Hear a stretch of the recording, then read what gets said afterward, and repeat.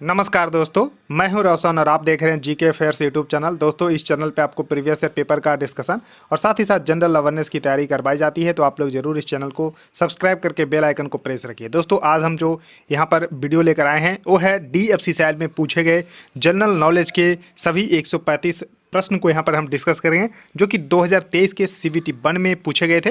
तो जी हाँ, 135 प्रश्न पूछे गए थे। कुल मिलाकर 9 शिफ्टों में पेपर हुआ था। एक शिफ्ट में 15 प्रश्न पूछे गए थे। तो इसको जरूर ध्यान से देखिएगा। और देखिए, PDF चाहिए तो आप हमारे टेलीग्राम चैनल से जुड़ सकते हैं, जिसका लिंक आपको नीचे डिस्क्रिप्शन में दिया हुआ है। और आपके पास किसी एग्जाम का क्वेश्चन पेपर होता है तो gkfairs25@gmail.com पे भेज सकते हैं। और आपके लिए ये देखिए, ये वीडियो भी आप देख सकते हैं। 250 प्लस इंपॉर्टेंट प्रश्न क्वेश्चन इसमें हम डिस्कस किए, जो कि 2016 से 2021 तक के DFCCIL के ही जो है एग्जाम में प्रश्न पूछे गए थे। तो 9 पेपर जो डिस्कस हम करेंगे वो ये रहा। तो इसको जरूर देखिएगा। वीडियो पसंद आए तो लाइक करिएगा, शेयर करिएगा अपने दोस्तों के साथ और चैनल को भी सब्सक्राइब करिएगा। तो दोस्तों, चलिए शुरू करते हैं। डिस्कस करने जा रहे हैं वो है DFCCIL में एग्जीक्यूटिव ऑपरेशंस एंड BD का पेपर हुआ था 25 अगस्त 2023 को फर्स्ट शिफ्ट में। तो देखिए, पहला क्वेश्चन आपके सामने है कि भारत के किस वायसराय ने बाल विवाह निरोधक अधिनियम जो है पारित किया और किस वर्ष। तो देखिए, किस वायसराय ने बाल विवाह निरोधक अधिनियम को बोलते हैं चाइल्ड मैरिज रिस्ट्रेंट एक्ट। तो ये है 1929 का, ध्यान रखिएगा, 1929 का ये अधिनियम है। इसको तो देखिए, उस समय अगर आपको पता होगा कि 1929 के समय भारत के वायसराय कौन थे तो आपको आंसर इसका मिल जाएगा। तो देखिए, 1929 में जो है लॉर्ड इरविन थे। लॉर्ड इरविन का कार्यकाल था 1926 से लेके 1931 तक, 1931 तक था। और देखिए, एक पूछा जाता है कि गांधी इरविन समझौता जो है कब हुआ था। तो देखिए, गांधी इरविन समझौता 5 मार्च 1931 को हुआ था। ध्यान रखना है, 5 मार्च 1931 को गांधी इरविन समझौता हुआ था। ये भी आपको जरूर ध्यान रख लीजिएगा। उसका देखिए, नेक्स्ट क्वेश्चन है कि भारतीय संविधान में मौलिक अधिकार किस देश से अपनाया गया है। तो देखिए, मौलिक अधिकार जिसको बोलते हैं इंग्लिश में फंडामेंटल राइट, तो फंडामेंटल राइट जो है अमेरिका के संविधान से लिया गया है। जी हाँ, अमेरिका के संविधान से लिया गया है। जबकि मौलिक कर्तव्य लिया गया है तो USSR के संविधान से। और यहाँ पर DPSP यानी कि राज्य के नीति निर्देशकता तो आयरलैंड के संविधान से लिया गया है। तो आयरलैंड के संविधान से राज्य के नीति निर्देशकता तो लिया गया है, जो कि अनुच्छेद जो है 36 से 51 तक रखा गया है। इसको जरूर ध्यान रखना है, भाग 4 में। अब देखिए, मौलिक अधिकार जो है शुरू में 7 मौलिक अधिकार थे, जिसमें कि एक हटा दिया गया। कब? तो 44वां संविधान संशोधन हुआ 1978 में, जिसमें संपत्ति के अधिकार को हटाकर उसको जो है अब कानूनी अधिकार बना दिया गया, यानी कि लीगल राइट बना दिया गया। अब अनुच्छेद 300A अनुच्छेद में रख दिया गया है। तो अब कुल मिलाकर जो है कितने मौलिक अधिकार है? तो 6 मौलिक अधिकार है। और कहाँ पर इसका जिक्र किया गया है? तो भाग 3 में इसका जिक्र किया गया है। और अनुच्छेद जो है 12 से 35 तक जो है यहाँ पर रखा गया है। तो अनुच्छेद 12 से 35 तक जो है मौलिक अधिकार है। तो इस तरह से थोड़ा सा इसका ध्यान रख सकते हैं। उसका देखिए, नेक्स्ट क्वेश्चन है कि प्रवासन से जनसंख्या की संख्या, वितरण और संरचना में परिवर्तन होता है, यानी कि migration change the number, distributions and the compositions of the population. जी हाँ, माइग्रेशन जब होते हैं यानी कि प्रवासन होते हैं, यानी कि एक स्थान से दूसरे स्थान पर जाते हैं, तो इसमें नंबर में चेंज होता है, डिस्ट्रीब्यूशंस होता है and composition of the population. तो ये जो है आपका इसका कारण क्या? Both area of the arrival and the departure इसका सही उत्तर होगा, यानी कि आगमन और प्रस्थान दोनों क्षेत्र में इसका जो है इफेक्ट पड़ता है। तो करेक्ट उत्तर इसका जो है यहाँ पर D सही होगा। ध्यान रखिएगा, both area of arrival and the departure इसका सही उत्तर हो जाएगा। तो इस तरह से थोड़ा सा इसको ध्यान रख सकते हैं।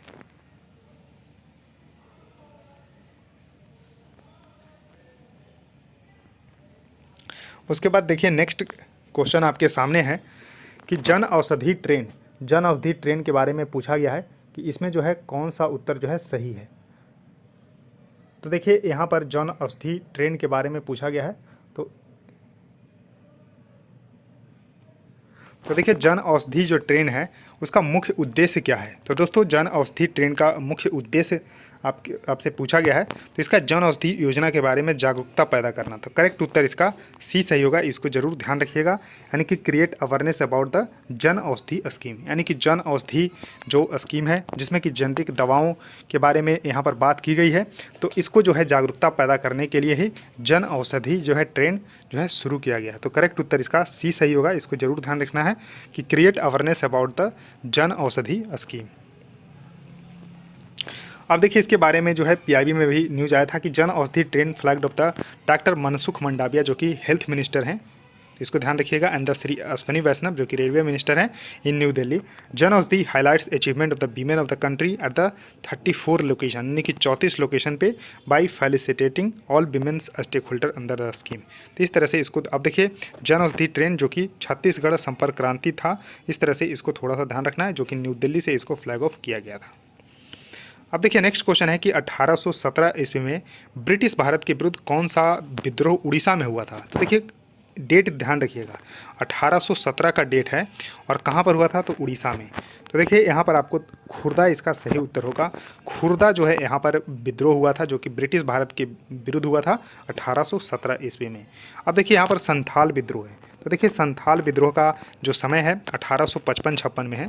1855-56 में संथाल विद्रोह है जो कि वर्तमान क्षेत्र है झारखंड और पश्चिम बंगाल के क्षेत्र में। इसको ध्यान रखना है, झारखंड पश्चिम बंगाल के क्षेत्र में 1855-56 में संथाल जो ट्राइब थे, संथाल जनजाति थे, उनके द्वारा जो है ईस्ट इंडिया कंपनी के विरुद्ध जो है एक जो है विद्रोह किया गया था।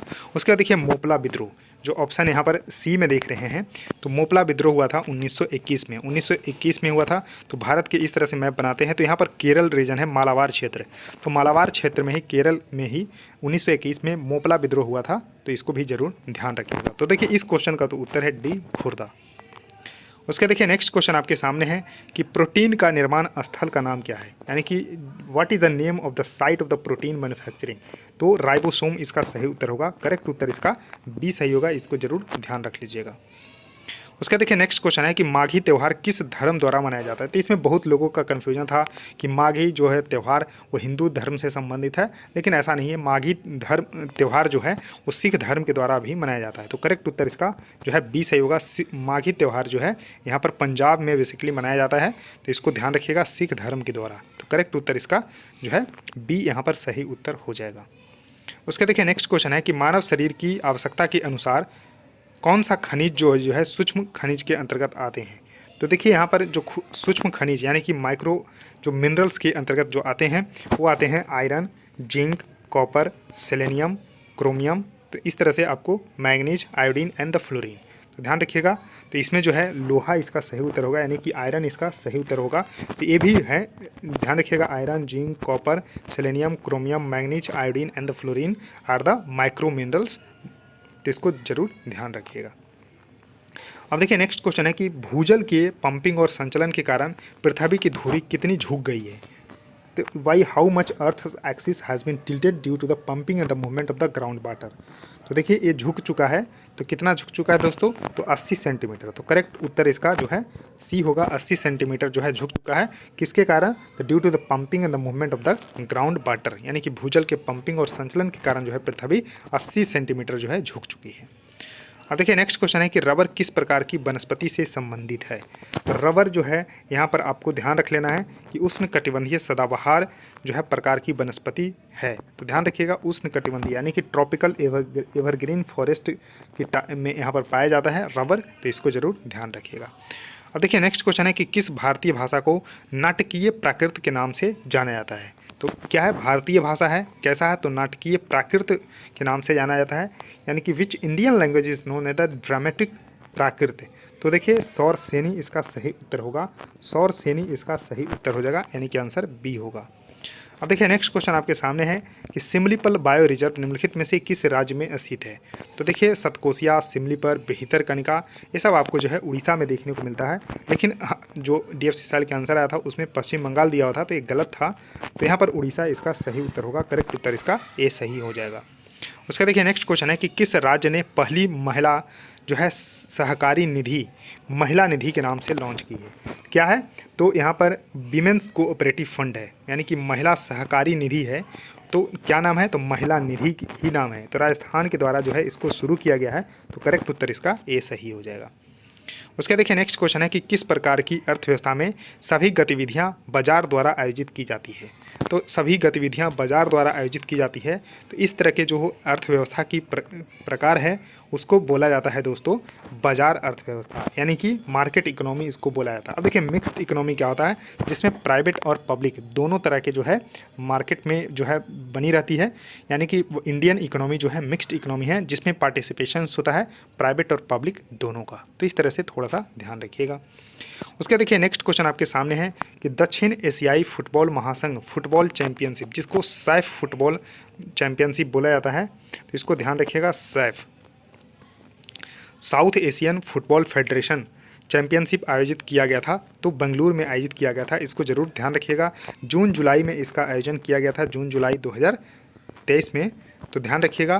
तो इसको जो है भारत ने जीता है। तो इस जो चैंपियनशिप का आयोजन जून जुलाई 2023 में हुआ था सैफ का, तो यहाँ पर भारत ने जो है कुवैत को हराकर अपनी 9वीं खिताब जो है यहाँ पर जीती थी भारतीय टीम ने। तो इस तरह से थोड़ा सा इसको जरूर ध्यान रख लीजिएगा। तो पेपर डिस्कस करेंगे वो है जूनियर एग्जीक्यूटिव मैकेनिकल का पेपर हुआ था 23 अगस्त 2023 के सेकंड शिफ्ट में। तो देखिए पहला क्वेश्चन पूछा गया था कि मोंटागू चेम्सफोर्ड सुधार निम्नलिखित में से किस वर्ष भारत में आया था। तो देखिए मोंटागू जो चेम्सफोर्ड सुधार जो आया था वो आया था दोस्तों 1919 में, ध्यान रखिएगा। तो इसको ध्यान रखिए। और देखिए उस समय जो है जो वाइसराय थे वो मोंटेगू यहाँ पर चेम्सफोर्ड थे, तो इसको ध्यान रखिएगा। वाइसराय थे जो है यहाँ पर चेम्सफोर्ड 1919 के समय में, तो इन्होंने जो है मॉन्टेग्यू चेम्सफोर्ड सुधार इन्हीं के समय में आया था 1919 में, इसको जरूर ध्यान रख लीजिएगा। उसके देखिए नेक्स्ट क्वेश्चन है कि कावेरी नदी निम्नलिखित में से किस स्थान से निकलती है। तो देखिए जो दक्षिण भारत की प्रमुख नदियां हैं उनमें से एक है कावेरी नदी।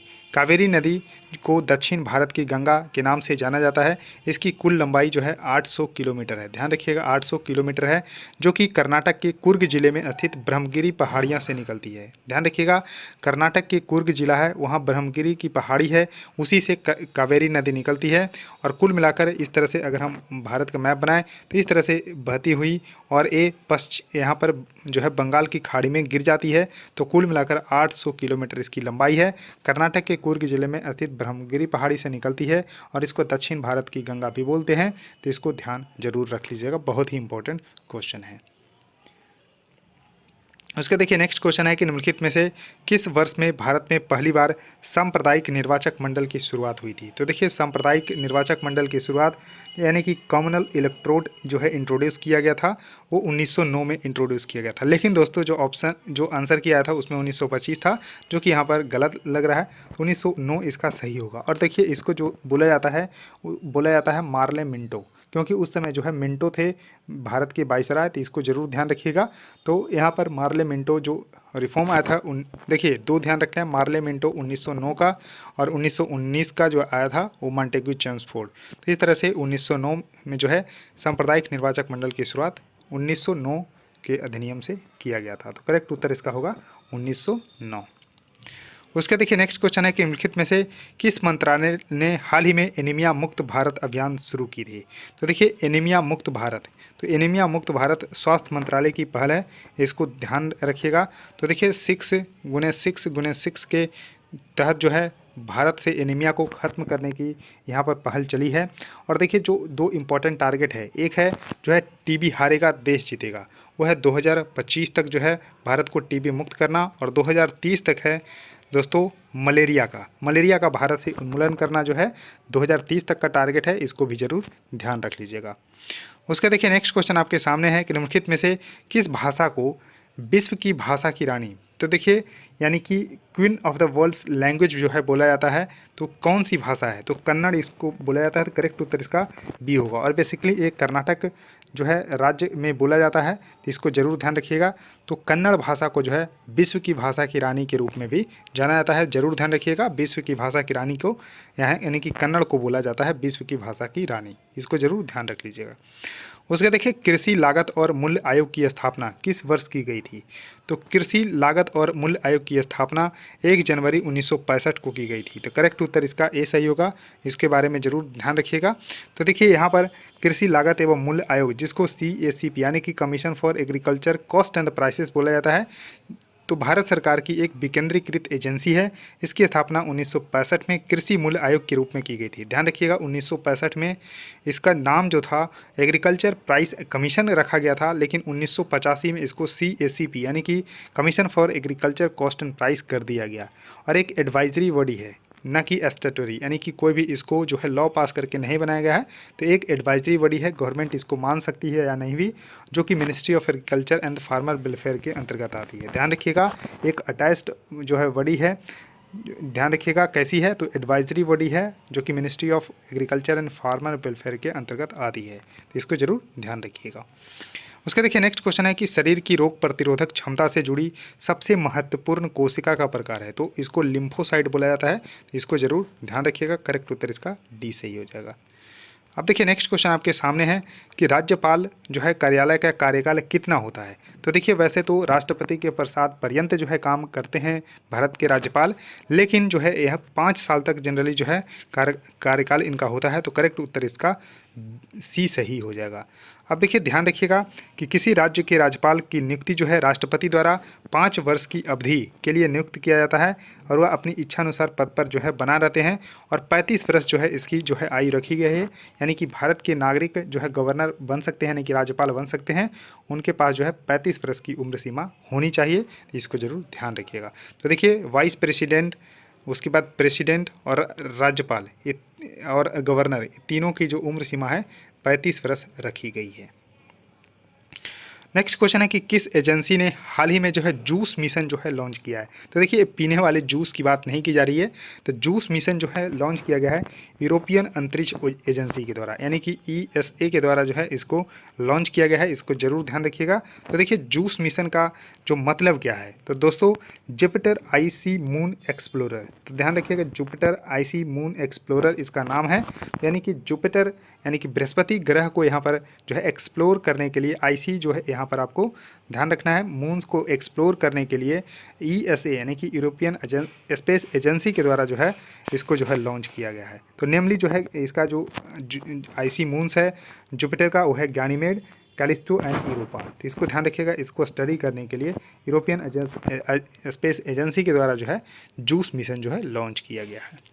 उसके देखिए नेक्स्ट क्वेश्चन है कि 10 डिग्री चैनल किस राज्य या केंद्र शासित प्रदेश में है। तो देखिए 10 डिग्री चैनल जो दोस्तों बेसिकली अक्षांश रेखा है, ध्यान रखिएगा। तो अंडमान और निकोबार जो है केंद्र शासित प्रदेश से होकर गुजरती है। तो देखिए आप मैप में चलिए आपको दिखाते हैं। तो यह है आपको अपना अंडमान और निकोबार का मैप। तो यहाँ पर आप देख सकते हैं कि कार निकोबार, ये भी कई बार पूछा गया है। तो अंडमान और निकोबार के बीच में तो है, लेकिन कार निकोबार और लिटिल अंडमान के बीच में स्थित है 10 डिग्री चैनल। ध्यान रखिएगा, लिटिल अंडमान और कार निकोबार के बीच में 10 डिग्री चैनल स्थित है। अब देखिए जो ये अपना जो निकोबार है वो उसको बांटा गया है कार निकोबार में, उसके बाद यहाँ पर आपको ध्यान रखना है लिटिल निकोबार में, और नीचे ग्रेट निकोबार है। तो देखिए ध्यान रखिएगा कार, लिटिल और ग्रेट। तो ध्यान रखिएगा CLG में बांटा गया है। तो ध्यान रखिएगा कार, लिटिल और ग्रेट निकोबार में यहाँ पर बांटा गया है। उसी तरह से अगर हम बात कर लेते हैं तो अंडमान को किस में बांटा गया है, तो देखिए ऊपर वाले को नॉर्थ अंडमान, जहाँ पर जो है सैडल पीक स्थित है। तो ध्यान रखिएगा सैडल पीक यहीं पर स्थित है। उसके बाद जो है आपको मिडिल अंडमान है, तो ध्यान रखिएगा। और यहाँ पर देखिए लोअर अंडमान, तो देखिए लोअर अंडमान में यहाँ पर आपको पोर्ट ब्लेयर जो है स्थित है जिसकी कैपिटल है, और यहाँ पर जो है लिटिल अंडमान है। तो यानी कि अंडमान को 4 भागों में है, north Andaman, middle Andaman, lower Andaman और लिटिल अंडमान। तो इस तरह से लिटिल अंडमान और कार निकोबार के बीच में 10 डिग्री चैनल स्थित है। उसके देखिए और भी क्वेश्चन कुछ पूछे जाते हैं, जैसे कि 8 डिग्री चैनल। तो देखिए नीचे आपको मालदीव है, तो मालदीव अगर हम यहाँ रख लेते हैं, उसके बाद जो है यहाँ पर आपको मिनिकोय है, और ऊपर जो है आपको जो है कवारती, यानी कि आपको लक्षद्वीप। तो देखिए 8 डिग्री चैनल मालदीव और मिनिकोय के बीच में, और 9 डिग्री चैनल यहाँ पर आपको देखने को मिल जाएगा कवारती। तो देखिए मिनिकोय, देखिए यहाँ पर आपको क्या है, तो ये आपको ध्यान रखना है मालदीव है। तो ध्यान रखिएगा मालदीव है, ये है आपको मिनिकोय है, और यह है कवारती है। तो ध्यान रखिएगा यहाँ पर मालदीव और मिनिकोय के बीच में 8 डिग्री चैनल, मिनिकोय और कवारती के बीच में जो है 9 डिग्री चैनल है। ये 8 डिग्री हो गया, ये 9 डिग्री हो गया, और 10 डिग्री चैनल जो है आपको मैंने बताया, जो कि यहाँ पर आपको ध्यान रख लीजिएगा। तो 10 डिग्री चैनल क्या है, अंडमान यानी कि लिटिल अंडमान और कार निकोबार के बीच में स्थित है। उसके देखिए नेक्स्ट क्वेश्चन है कि निम्नलिखित में से किस वर्ष जो है गांधी इरविन समझौते पर हस्ताक्षर किए गए थे। तो देखिए उस समय जो है वायसराय थे लॉर्ड इरविन। तो लॉर्ड इरविन ने 5 मार्च 1931 को, ध्यान रखिएगा 5 मार्च 1931 को जो है समझौता किया था गांधी जी के साथ। तो इसलिए ध्यान रखिए 1931 इसका सही होगा और एग्जैक्ट डेट याद रखिएगा 5 मार्च 1931 को गांधी इरविन जो है समझौता हुआ था। तो इसको जरूर ध्यान रख लीजिएगा। उसका देखिए नेक्स्ट क्वेश्चन है कि निम्नलिखित में से किस स्थान पर टेस्ट क्रिकेट की आईसीसी विश्व टेस्ट चैंपियनशिप का दूसरा संस्करण जो है आयोजित हुआ था। तो देखिए यहाँ पर आपको दोनों बार जो है आयोजन जो है यूके में ही किया गया है। तो ध्यान रखिएगा दूसरी बार जो है लंदन में इसका आयोजन किया गया था और दूसरी बार जो है भारत जो है वर्ल्ड टेस्ट चैंपियनशिप के फाइनल में हार गया। पहली बार जो है हारा था न्यूजीलैंड से, दूसरी बार ऑस्ट्रेलिया से। तो इसको जरूर ध्यान रखना है, यानी कि भारत दोनों बार फाइनल में पहुंचा और दोनों बार फाइनल हार गया। पहली बार जो है खिताब न्यूजीलैंड ने जीता, जबकि दूसरी बार ने ऑस्ट्रेलिया ने जो है विश्व टेस्ट चैंपियनशिप का खिताब जो है जीत लिया है। और 2023 का क्रिकेट वर्ल्ड कप जो है भारत में आयोजित हो रहा है, इसको भी जरूर ध्यान रखिएगा। ये है ओडीआई का, यानी कि वनडे का जो वर्ल्ड कप है वो भारत में 2023 में आयोजित किया जा रहा है। उसका देखिए नेक्स्ट क्वेश्चन है कि लोहड़ी मुख्य रूप से किस राज्य का त्यौहार है। तो देखिए लोहड़ी जो है मुख्य रूप से पंजाब का त्यौहार है, इसको जरूर ध्यान रखिएगा। करेक्ट उत्तर इसका बी सही हो जाएगा। उसका देखिए नेक्स्ट क्वेश्चन है कि निम्नलिखित में से कौन सा जो है वायु जनित रोग है, यानी कि एयरबोर्न डिजीज है। तो देखिए चेचक इसका सही उत्तर होगा, यानी कि चिकन पॉक्स जो है एक एयर जो है बोर्न डिजीज है। तो देखिए chickenpox is a worldwide airborne disease that is spread by the coughing, sneezing and also by the contact with the skin lesion. तो इस तरह से जो है ये काफिंग, स्नीजिंग और डायरेक्ट कॉन्टैक्ट के थ्रू भी ये फैल सकता है। और इसको फैलाने वाले जो वायरस है वो है वेरिसेला जोस्टर वायरस। ध्यान रखिएगा वेरिसेला जोस्टर वायरस जो है इसको फैलाने वाला जो है तो वायरस के कारण होता है, एयरबोर्न डिजीज है चेचक, यानी कि चिकन पॉक्स। इसको जरूर ध्यान रखिएगा। अब देखिए क्षेत्रफल की दृष्टि से सबसे बड़ा जो है लोकसभा क्षेत्र कौन सा है। तो देखिए क्षेत्रफल की दृष्टि से सबसे बड़ा जो है लोकसभा क्षेत्र है लद्दाख। तो करेक्ट उत्तर इसका सी सही होगा। अब देखिए लद्दाख की जो है एरिया कितनी है जो है, तो ध्यान रखिएगा यहाँ पर आपको 1,73,000, ध्यान रखिएगा 1,73,000 और 266.37 जो है स्क्वायर किलोमीटर, 1,73,266.37 जो है स्क्वायर किलोमीटर इसका एरिया है। और ये जो है क्षेत्रफल की दृष्टि से सबसे बड़ा जो है यहाँ पर लोकसभा क्षेत्र है, इसको जरूर ध्यान रखिएगा लद्दाख। और जबकि छोटा लक्षद्वीप है। एग्जीक्यूटिव एसएनटी का पेपर 23 अगस्त को फर्स्ट शिफ्ट में हुआ था। पहला क्वेश्चन आपके सामने है कि भारत के अटॉर्नी जनरल की नियुक्ति जो है कौन करता है, यानी कि भारत के महान्यायवादी की नियुक्ति जो है कौन करते हैं। तो यहाँ पर भारत के राष्ट्रपति इसका सही उत्तर होगा। भारत के राष्ट्रपति जो है इनकी नियुक्ति करते हैं और भारत में महान्यायवादी होंगे। इनका जिक्र जो है भारतीय संविधान के अनुच्छेद 76 में जिक्र किया गया है, यानी कि article 76 defines the attorney general of India. इसको जरूर ध्यान रखिएगा। और ये भारत के हाईएस्ट लॉ ऑफिसर्स होते हैं और चीफ लीगल एडवाइज़र भी होते हैं गवर्नमेंट ऑफ इंडिया के, यानी कि भारत सरकार केस लड़ती है हाई कोर्ट और सुप्रीम कोर्ट में, तो भारत के महान्यायवादी ही जो है भारत का रिप्रेजेंट करती है भारत सरकार का। इसको जरूर ध्यान रखिएगा। और भारत के जो राष्ट्रपति के प्रसाद पर्यंत ही इनका कार्यकाल होता है, इनको जरूर ध्यान रखिएगा। भारत के अभी 16वें नंबर के जो यहाँ पर आपको महान्यायवादी हैं तो आर वेंकट रमनी जी हैं और 15वें नंबर के थे के वेणुगोपाल जी। तो इस तरह से थोड़ा सा ध्यान रखिएगा। उसके देखिए नेक्स्ट क्वेश्चन है कि गुड फ्राइडे निम्नलिखित में से किस धर्म से संबंधित है। तो देखिए यानी कि फ्राइडे के दिन ईसा मसीह को फांसी पे चढ़ाई गई थी और माना जाता है कि संडे को वो जीवित हो गए थे। तो इस तरह से इनकी याद में जो है गुड फ्राइडे जो है ईसाई धर्म के लोग जो है इनको जो है याद के रूप में मनाते हैं। तो इसको ध्यान रखिएगा। तो ईसा मसीह की जो है फांसी दी गई थी उसके उपलक्ष्य में ही जो है लोग याद करते हैं। तो गुड फ्राइडे ईसाई धर्म से संबंधित है। तो करेक्ट उत्तर इसका ए सही होगा। उसका देखिए नेक्स्ट क्वेश्चन है कि कौन सा शहर जो है स्क्वैश विश्व कप 2023 की मेज़बानी करेगा। तो देखिए मेज़बानी हो चुकी है और देखिए 2023 में जो क्रिकेट वर्ल्ड कप वनडे का था वो भी भारत की मेज़बानी में संपन्न हुआ और यहाँ पर स्क्वैश विश्व कप का मेज़बानी भी भारत ने की थी। इसको जरूर ध्यान रखिएगा। अब देखिए हम स्क्वैश विश्व कप की अगर हम बात करते हैं तो इसका आयोजन जो है चेन्नई में हुआ था। चेन्नई में आयोजन हुआ था जिसमें मिस्र ने मलेशिया को हराकर जो है खिताब जीता था। ध्यान रखिएगा इसका खिताब जो है मिस्र ने जीता मलेशिया को हराकर। अगर हम क्रिकेट वर्ल्ड कप की बात करते हैं तो इसका फाइनल भारत और ऑस्ट्रेलिया के बीच में हुआ था, जहां पर ऑस्ट्रेलिया ने भारत को हराकर हराकर जो है छठी खिताब जीती। तो इस तरह से ध्यान रखिएगा कि क्रिकेट वर्ल्ड कप में भारत को हार मिली ऑस्ट्रेलिया के हाथों, तो इस तरह से इसको जरूर ध्यान रखिएगा। अब देखिए नेक्स्ट क्वेश्चन है कि निम्नलिखित में से कौन सी भाषा जो है भारतीय संविधान की 8वीं अनुसूची में शामिल है। तो यहाँ पर देखिए शामिल है पूछा जा रहा है, तो यहाँ यानी कि 8वीं अनुसूची में 22 भाषाओं का जिक्र किया गया है। कितने भाषा का जिक्र किया गया है? 22 भाषा का जिक्र किया गया है। भारतीय संविधान के जो संविधान है उसमें जो है 12 अनुसूची का जिक्र है, जिसमें 8वीं अनुसूची में 22 भाषा का जिक्र किया गया है। तो इसमें जो है आपको सिंधी जो है शामिल है, तो सिंधी इसका सही उत्तर होगा, जबकि राजस्थानी, अंग्रेजी और भोजपुरी 22 भाषाओं में शामिल नहीं है। तो इस तरह से ध्यान रखिएगा। आप देखिए 22 भाषाओं का एक बार नाम जरूर देख लीजिए, तो असामीज़, बंगाली, गुजराती, हिंदी, कन्नड़, कश्मीरी, कोंकणी, मलयालम, मणिपुरी, मराठी, नेपाली, उड़िया, पंजाबी, संस्कृत, सिंधी, तमिल, तेलुगु, उर्दू, बोडो, संथाली, मैथिली और डोगरी। तो इस तरह से ध्यान रखिएगा। शुरू में जो है 14 भाषाओं का जिक्र किया गया था, 8 भाषा इसमें जो है संशोधन करके जोड़ा गया। क्या आप संशोधन कब कब करके जोड़ा गया है इसको जरूर पढ़ लीजिएगा और कमेंट सेक्शन में लिखने की कोशिश करिएगा। अब देखिए नेक्स्ट क्वेश्चन है कि निम्नलिखित में से कौन सा रोग दूषित जल से होता है, यानी कि दूषित जल के सेवन से, यानी कि कॉन्टामिनेटेड वाटर अगर पिएंगे तो वहाँ से उस रोग जो है हो जाता है। तो दोस्तों जो इसका करेक्ट उत्तर होगा वो होगा टाइफाइड, यानी कि टाइफाइड यानी कि आंत्र ज्वर इसको बोलते हैं हिंदी में। तो अगर दूषित पानी पिएंगे तो आपको टाइफाइड होने की खतरा जो है बना रहता है, तो इसको ज़रूर ध्यान रखिएगा। अब देखिए यहाँ पर मलेरिया और फाइलेरिया की बात करते हैं, तो मलेरिया होती है यहाँ पर प्लाज्मोडियम पैरासाइट, यानी कि परजीवी से होता है। फाइलेरिया भी परजीवी से ही होता है, इसको ज़रूर ध्यान रखिएगा। अब देखिए यहाँ पर टाइफाइड के बारे में जान लीजिए थोड़ा सा। तो देखिए टाइफाइड बुखार एक जानलेवा संक्रमण है जो साल्मोनेला टाइफी जीवाणु के कारण होता है।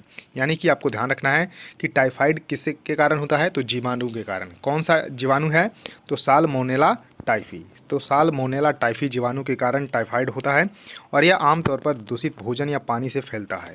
एक बार जब साल्मोनेला टाइफी बैक्टीरिया शरीर में प्रवेश कर जाता है तो वे बढ़ते हैं और रक्त प्रवाह में फैल जाते हैं। तो इस तरह से थोड़ा सा ध्यान रखिएगा। देखिए नेक्स्ट क्वेश्चन है कि निम्नलिखित में से कौन सी नदी एस्चुअरी बनाती है। तो देखिए जो भारत की नदियां हैं, अगर हम इस तरह से भारत का मैप बनाते हैं नीचे का भाग का, यानी कि अगर हम बात करते हैं तो इस तरह से, यानी कि प्रायद्वीपीय भारत का अगर हम मैप बनाते हैं, तो अगर हम पूरब की नदी जो नदियाँ गिरती है, यानी कि पश्चिम से पूरब की नदियाँ गिरती है, जैसे गंगा, उसके बाद ब्रह्मपुत्र, कृष्णा, कावेरी, गोदावरी, तो इस तरह से जो नदियाँ गिरती है बंगाल की खाड़ी में, तो वो डेल्टा बनाती है। तो डेल्टा बनाती है, जबकि पश्चिम की तरफ जो नदियाँ गिरती है, यानी कि पूरब से पश्चिम की तरफ, जैसे नर्मदा हो गया, ताप्ती हो गया, उसके बाद साबरमती, तो ये सब क्या है कि अगर हम बात करते हैं तो ये एस्चुअरी बनाती है। क्यों? क्योंकि यहाँ पश्चिमी घाट है, तो पश्चिमी घाट से यानी पहाड़ों से जब नदियाँ गिरती है तो एक पतले रास्ते के रूप में गिरती है, तो वो एस्चुअरी का निर्माण करती है। तो नर्मदा इसका सही उत्तर होगा, जबकि यमुना, महानदी और गंगा ये डेल्टा बनाती है। तो इस तरह से थोड़ा सा कॉन्सेप्ट पता होना चाहिए। उसके देखिए नेक्स्ट क्वेश्चन है कि भारत के किस राज्य में सबसे पहले मानसून आता है। तो देखिए भारत में जो मानसून, अगर हम इसी तरह से फिर मैप ड्रॉ करते हैं प्रायद्वीपीय भारत की, तो यहाँ पर केरल है। तो केरल है, केरल में ही सबसे पहले मानसून आती है और 1 जून के आसपास में आती है। और आईएमडी इसका प्रेडिक्शंस करता है, इंडियन मेट्रोलॉजिकल डिपार्टमेंट, इसको जरूर ध्यान रखिएगा। तो 1 जून के डेट के आसपास में आता है और ये इसको जो है साउथ वेस्ट मानसून बोलते हैं। भारत का अगर इस तरह से मैप बनाते हैं तो ये साउथ वेस्ट होता है। तो साउथ वेस्ट मानसून जो है सबसे पहले केरल में अराइव होता है। तो करेक्ट उत्तर इसका सी सही होगा। और भारत में जो है सबसे ज़्यादा जो है इसी से जो है प्रभाव डाला जाता है भारतीय फसल पे। तो इस तरह से ध्यान रखिएगा। अब देखिए नेक्स्ट क्वेश्चन है कि जलवायु परिवर्तन पर संयुक्त राष्ट्र फ्रेमवर्क कन्वेंशन, जिसको जो है शॉर्ट में UNFCCC बोलते हैं, यानी कि United Nations framework conventions on the climate change, इसका कॉप जो है बहुत ही फेमस होता है।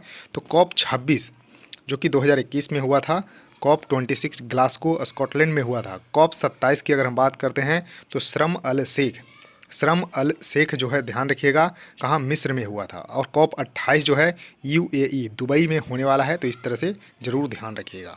तो देखिए कॉप 27 की बात की गई है तो मिस्र इसका सही उत्तर होगा। तो मिस्र सही होगा। और जगह अगर पूछा जाए तो शर्म अल शेख जो है सही उत्तर होगा। तो इसको ज़रूर ध्यान रखिएगा।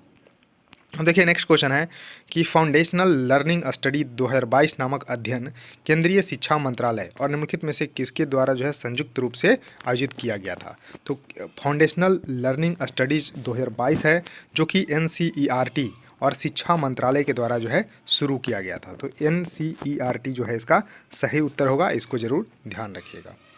उसका देखिए नेक्स्ट क्वेश्चन है कि निम्नलिखित में से किस स्थान पर गांधी जी ने भारतीय राष्ट्रीय कांग्रेस के वार्षिक शिखर सम्मेलन की अध्यक्षता की। तो देखिए जो यहाँ पर राष्ट्रपिता महात्मा गांधी हैं, एकमात्र सेशन में ही कांग्रेस की अध्यक्षता की थी, वो था 1924 का बेलगांव अधिवेशन। तो 1924 का बेलगांव अधिवेशन इसका सही उत्तर होगा, इसको जरूर ध्यान रखिएगा।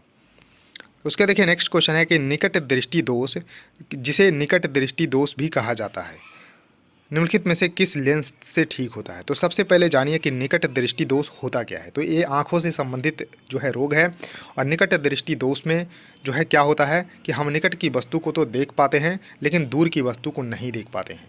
तो निकट दृष्टि दोष को जो है मायोपिया बोला जाता है। तो इस तरह से इसको थोड़ा सा ध्यान रखिएगा। और देखिए मायोपिया यानी कि मेरा पिया, इस तरह से ध्यान रखिएगा। मायोपिया मतलब मेरा पिया, मेरा पिया जब दूर जाएंगे तो दिखेंगे नहीं, यानी कि दूर जाने पे दिखता नहीं है, यानी कि दूर की वस्तु नहीं दिखती है। तो इसको ठीक करने के लिए हम अवतल लेंस का प्रयोग करते हैं। तो करेक्ट उत्तर इसका सी सही होगा। और अगर दूर दृष्टि दोष होगा तो उसको उत्तल लेंस के द्वारा जो है ठीक किया जाता है। इस तरह से ध्यान रखिएगा। अब देखिए नेक्स्ट क्वेश्चन है कि भारत के संविधान के अनुसार जीवन का अधिकार यानी कि राइट टू लाइफ, जो कि अनुच्छेद 21 में इसका जिक्र किया गया है और एक मौलिक अधिकार के रूप में इसको जो है नामित किया गया है। तो करेक्ट उत्तर इसका ये होगा मौलिक अधिकार। मौलिक अधिकार भारतीय संविधान के भाग 3 में जो है जिक्र किया गया है और जो है 12 से 35 अनुच्छेद के बीच में। तो यहाँ पर देखिए 21 आता है जो कि जो है जीवन जीने का अधिकार के रूप में वर्णित किया गया है। उसके देखिए नेक्स्ट क्वेश्चन आपके सामने है कि भारत में सर्वाधिक वर्षा किस घटना के कारण होती है। तो देखिए भारत में जो सर्वाधिक वर्षा होती है वो मानसून के कारण होती है। तो इस तरह से करेक्ट उत्तर इसका डी सही होगा, इसको ध्यान रखिएगा। उसके देखिए नेक्स्ट क्वेश्चन आपके सामने है कि भारतीय संविधान किस वर्ष जो है पारित किया गया था। तो देखिए जो पारित हुआ था दोस्तों वो हुआ था 1949 में, 26 नवंबर, ध्यान रखिएगा 26 नवंबर 1949 को जो है भारतीय संविधान जो है पारित किया गया था। और कम्प्लीटली जो लागू हुआ था 26 जनवरी 1950 को। इसलिए 26 नवंबर को संविधान दिवस के रूप में जो है हम लोग मनाते हैं। तो इस तरह से इसको जरूर ध्यान रखिएगा। उसके देखिए नेक्स्ट क्वेश्चन आपके सामने है कि बैंकिंग प्रणाली में SLR का पूरा नाम क्या है। तो SLR का पूरा नाम है स्टैट्यूटरी लिक्विडिटी रेशियो, यानी कि वैधानिक तरलता अनुपात, इसका करेक्ट उत्तर होगा। तो बी सही होगा। अब देखिए SLR का मतलब क्या है। तो देखिए SLR जो है मूल रूप से आरक्षित आवश्यकता है जिसे बैंकों से ग्राहकों को ऋण देने के पहले रखने की अपेक्षा की जाती है, यानी कि it is the basically the reserve requirement that bank are expected to keep before offering credit to the customer. The SLR जो है RBI के द्वारा फिक्स किया जाता है, तो form of control over the credit growth in India. और SLR use करके जो है गवर्नमेंट जो है महंगाई को रोकती है और फ्यूल ग्रोथ को यहाँ पर कंट्रोल करती है। तो इस तरह से थोड़ा सा जरूर ध्यान रखिएगा। डिस्कस कर रहे हैं DFC सैल में जो एग्ज़ाम हुआ था 25 अगस्त 2023 को एग्जीक्यूटिव सिविल जाएंगे। तो यहाँ क्वेश्चन नंबर फर्स्ट है कि भारत में सती प्रथा पर प्रतिबंध लगाने में निम्नलिखित में से किस भारतीय महापुरुष का योगदान सबसे अधिक था। तो राजा राम मोहन राय के प्रयासों से ही सती प्रथा पर प्रतिबंध लगाया गया। कब? 1829 ईस्वी में। ध्यान रखिएगा 1829 ईस्वी में इसको जो है प्रतिबंध लगाया गया। और भारत में उस समय जो है गवर्नर जनरल थे लॉर्ड विलियम बेंटिक।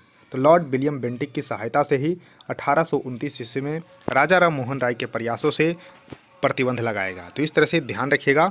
तो करेक्ट उत्तर इसका सी होगा, राजा राम मोहन राय। और देखिए राजा राम मोहन राय के द्वारा ही 1828 ईस्वी में ब्रह्म समाज की स्थापना की गई थी। तो ये भी क्वेश्चन कई बार पूछा गया है कि ब्रह्म समाज की स्थापना किनके द्वारा किया गया था। तो राजा राम मोहन राय के द्वारा 1828 ईस्वी में। उसके बाद देखिए नेक्स्ट क्वेश्चन है कि एशिया कप क्रिकेट टूर्नामेंट 2023 के आयोजन स्थल के रूप में किस देश को चुना गया है। तो देखिए चुना गया था सिर्फ और सिर्फ पाकिस्तान को, लेकिन भारत जो है इसका विरोध किया क्योंकि पाकिस्तान में सुरक्षा कारणों से टीम जाने में जो है यहाँ पर जो है आपको जो है कंफर्टेबल फील नहीं कर रही थी। तो इस वजह से श्रीलंका को भी इसमें जो है मेज़बान के देश में चुना गया। तो ध्यान रखिएगा, भारत और श्रीलंका इसका करेक्ट उत्तर होगा। अब देखिए, भारत और श्रीलंका के बीच में ही इसका फाइनल हुआ था, जिसमें भारत जो है इसका विजयी रहा। यानी कि एशिया कप क्रिकेट टूर्नामेंट 2023 का विजेता भारत रहा और श्रीलंका इसका उप विजेता रहा। इसको ध्यान रखिएगा। उसके देखिए नेक्स्ट क्वेश्चन है कि केंद्रीय बजट 2023-24 निम्नलिखित में से किस तारीख को प्रस्तुत किया गया था। तो देखिए, थोड़ा सा यहाँ पर आपको फैक्ट बताता हूँ कि 2016 तक जो है last working day of February में जो है इसको जो है प्रस्तुत किया जाता था। यानी कि 2016 तक, ध्यान रखिएगा कब, तो last working day of February. लेकिन 2017 से क्या हुआ कि इसको जो है 1 फरवरी को यहाँ पर बजट प्रस्तुत किया जाने लगा। इसको भी जरूर ध्यान रखिएगा। 1 फरवरी को अब जो है बजट प्रस्तुत किया जाता है भारत के वित्त मंत्री के द्वारा, और वित्त मंत्री निर्मला सीतारमण ने जो है इसको जो है प्रस्तुत किया। तो करेक्ट उत्तर इसका डी होगा, 1 फरवरी 2023 को। अब देखिए 1999 तक जो है शाम 5 बजे जो है, इसको ध्यान रखिएगा कि इसका जो है बजट प्रस्तुत किया जाता था लास्ट वर्किंग डे में। लेकिन 2001 से क्या हुआ कि इसको सुबह 11 बजे जो है प्रस्तुत किया। यानी कि अब अगर पूछा जाए तो सुबह 11 बजे 1 फरवरी को भारत के वित्त मंत्री के द्वारा जो है बजट प्रस्तुत किया जाता है। उसके देखिए नेक्स्ट क्वेश्चन आपके सामने है कि बाल विवाह निषेध या पीसीए यहाँ पर PCMA जो अमेंडमेंट एक्ट बिल लाया गया था 2021 में, जिसमें प्रपोज किया गया था कि legal age of marriage for the women from 18 years to 21 year. यानी कि जो यहाँ पर आपको ध्यान रख लेना है कि prohibition of the child marriage act यानी बिल लाया गया था 2021 में, जिसमें जो है लड़कियों के लिए जो उम्र रखी गई जो यहाँ पर वो 21 साल जो है शादी के लिए, तो इसको बढ़ाने की बात की गई। लेकिन अभी तक जो है यह कम्प्लीटली जो है पास नहीं हुआ। तो 21 साल इसका सही उत्तर होगा। अभी जो है कितना एज है, तो 18 साल है। इसको भी जरूर ध्यान रखिएगा। पुरुषों के लिए 21 साल है, जबकि महिलाओं के लिए यहाँ पर जो है 18 साल रखी गई है शादी की एज। अब देखिए, पाकिस्तान से भारत आए कुछ व्यक्तियों के नागरिकता के अधिकार भारतीय संविधान का कौन सा अनुच्छेद इसके बारे में बात करता है। तो देखिए, नागरिकता का जिक्र जो है 5 से 11 अनुच्छेद के बीच में किया गया है भाग 2 में। तो ध्यान रखिएगा, नागरिकता का जो उल्लेख है भाग 2 अनुच्छेद 5 से 11 तक के किया गया है। लेकिन जो पाकिस्तान से कुछ हमारे यहाँ आ जाते हैं व्यक्ति, तो उनको अगर नागरिकता देनी है, उसके संबंधी कुछ जो यहाँ पर अधिकार जो दिए गए हैं, तो उसका जिक्र जो है अनुच्छेद जो है 6 में किया गया है। तो करेक्ट उत्तर इसका ये होगा, अनुच्छेद 6 इसका सही उत्तर होगा। अब देखिए नेक्स्ट क्वेश्चन है कि भारतीय संविधान निम्नलिखित में से किस वर्ष पारित किया गया था। तो देखिए, जो पारित किया गया था 1949 में किया गया था, 26 नवंबर 1949 को। 26 नवंबर को इसलिए जो है मनाया जाता है संविधान दिवस, लेकिन कम्प्लीटली जो है लागू किया गया 26 जनवरी 1950 को। तो 1949 इसका सही उत्तर होगा। करेक्ट उत्तर इसका डी हो जाएगा। उसके देखिए नेक्स्ट क्वेश्चन है कि दालें किस पोषक तत्व का मुख्य स्रोत है। तो देखिए, जो है अक्सर जो है गाँव में बोला जाता है कि दाल खाया करो, प्रोटीन मिलती है। तो दाल जो है प्रोटीन का स्रोत है। तो इस तरह से ज़रूर ध्यान रखिएगा। करेक्ट उत्तर इसका ये सही होगा। प्रोटीन का जो है यहाँ पर स्रोत है दाल, तो इसको ज़रूर ध्यान रख लीजिएगा।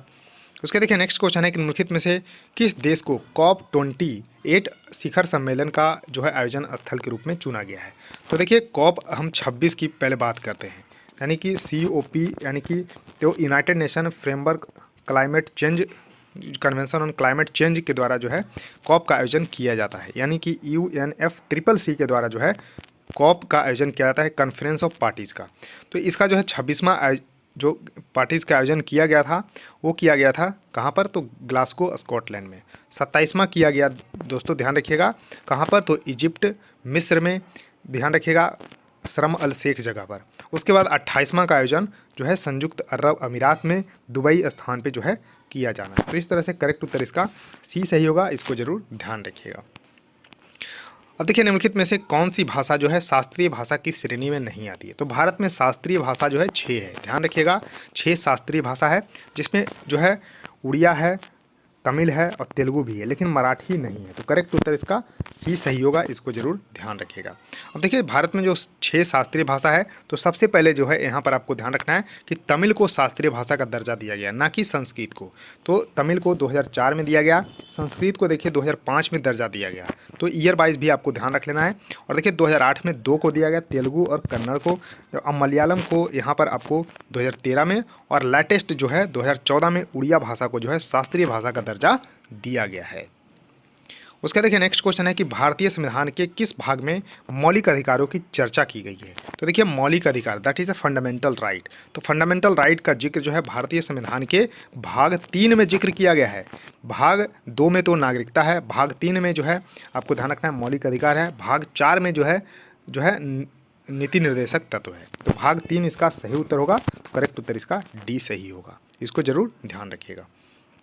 अब देखिए नेक्स्ट क्वेश्चन है कि भारत की पहली पूर्ण जनगणना किस वर्ष हुई थी। तो देखिए पूर्ण जनगणना जो है पूछी गई है।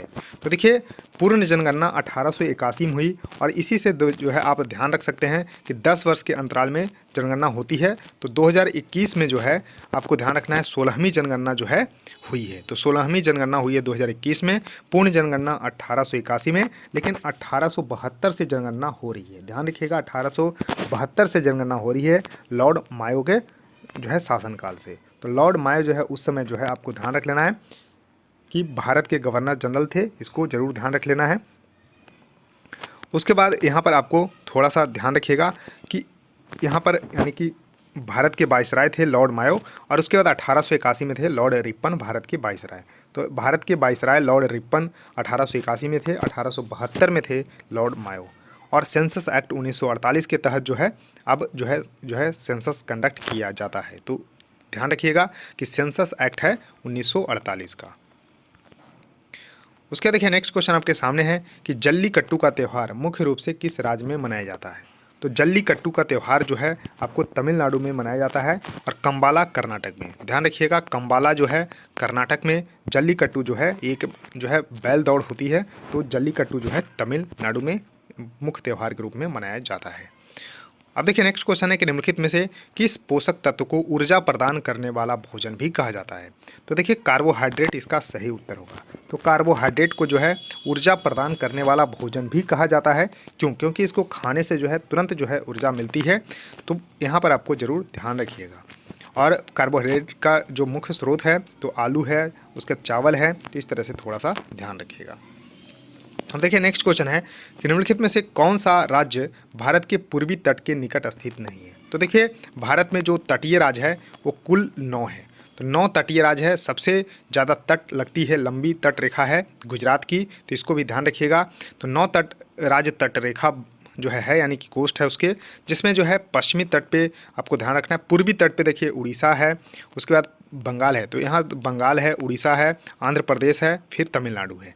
तो इस तरह से, लेकिन यहाँ पर महाराष्ट्र जो है यहाँ पर पश्चिमी तट पे देखने को मिलता है। तो वही पूछा गया है, नहीं है पूर्वी तट पे, तो महाराष्ट्र इसका सही उत्तर हो जाएगा।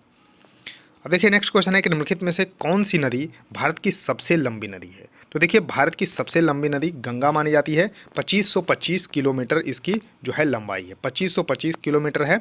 और देखिए कुछ लोग बोलते हैं कि ब्रह्मपुत्र है। तो ब्रह्मपुत्र जो है सबसे लंबी नदी है, लेकिन भारत में जो है बहने की अगर मामले में देखा जाए तो गंगा सबसे जो है लंबी है, 2525 किलोमीटर। तो इसको ज़रूर ध्यान रखिएगा, जो कि गंगोत्री जो है हिमनद से निकलती है।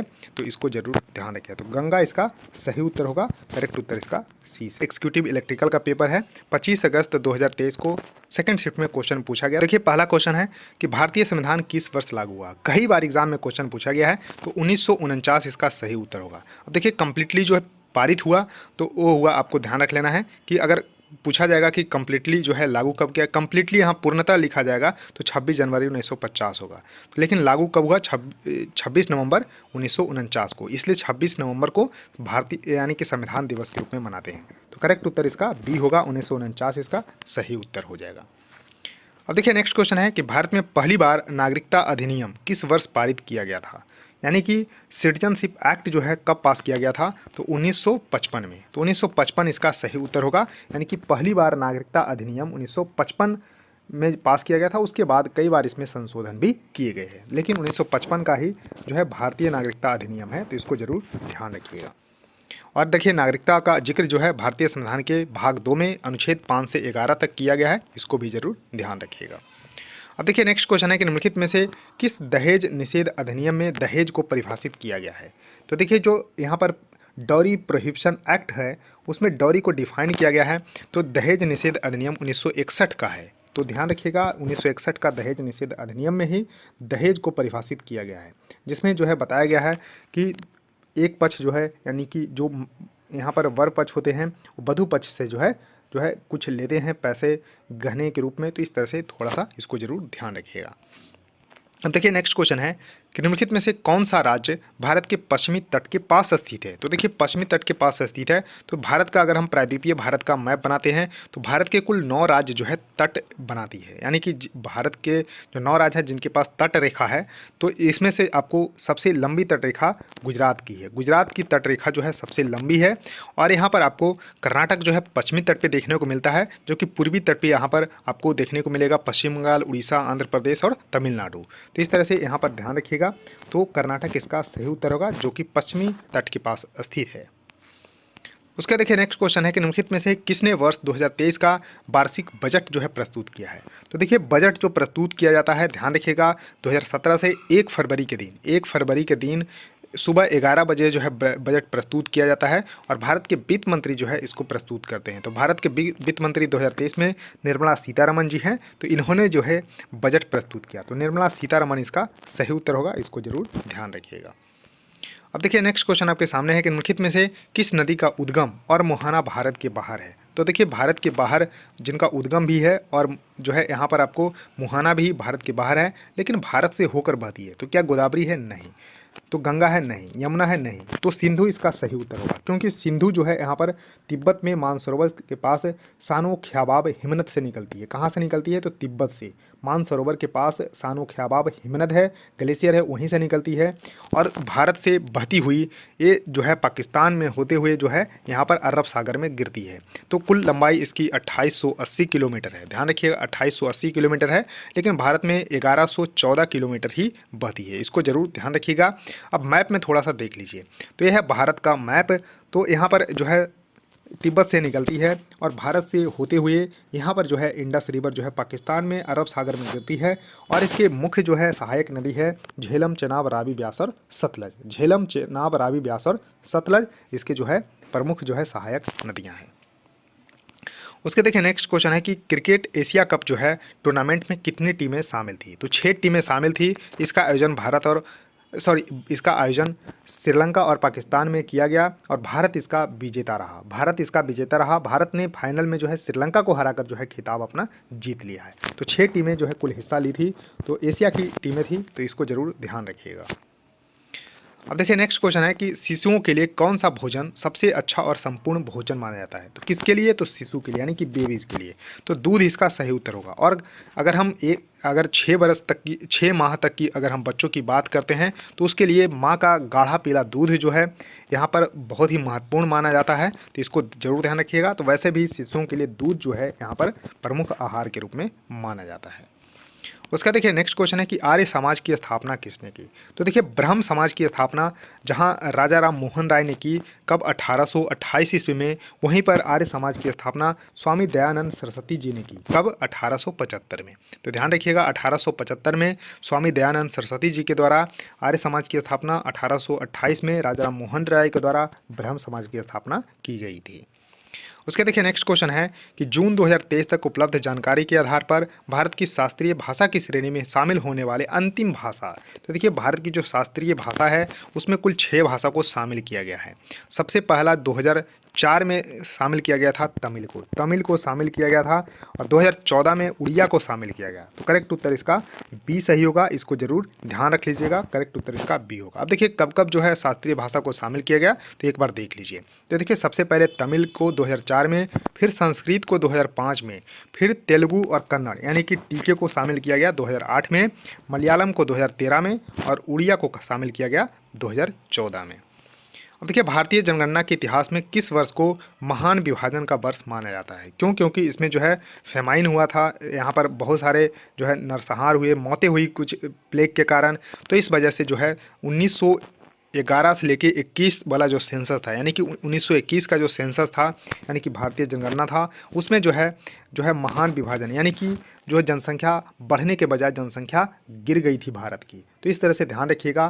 तो यही एक जो है जनगणना रहा जहां भारत की जनसंख्या जो है निगेटिव में रही थी। तो 1921 का जो है जनगणना इसका सही उत्तर होगा। करेक्ट उत्तर इसका ये सही होगा, इसको जरूर ध्यान रखिएगा।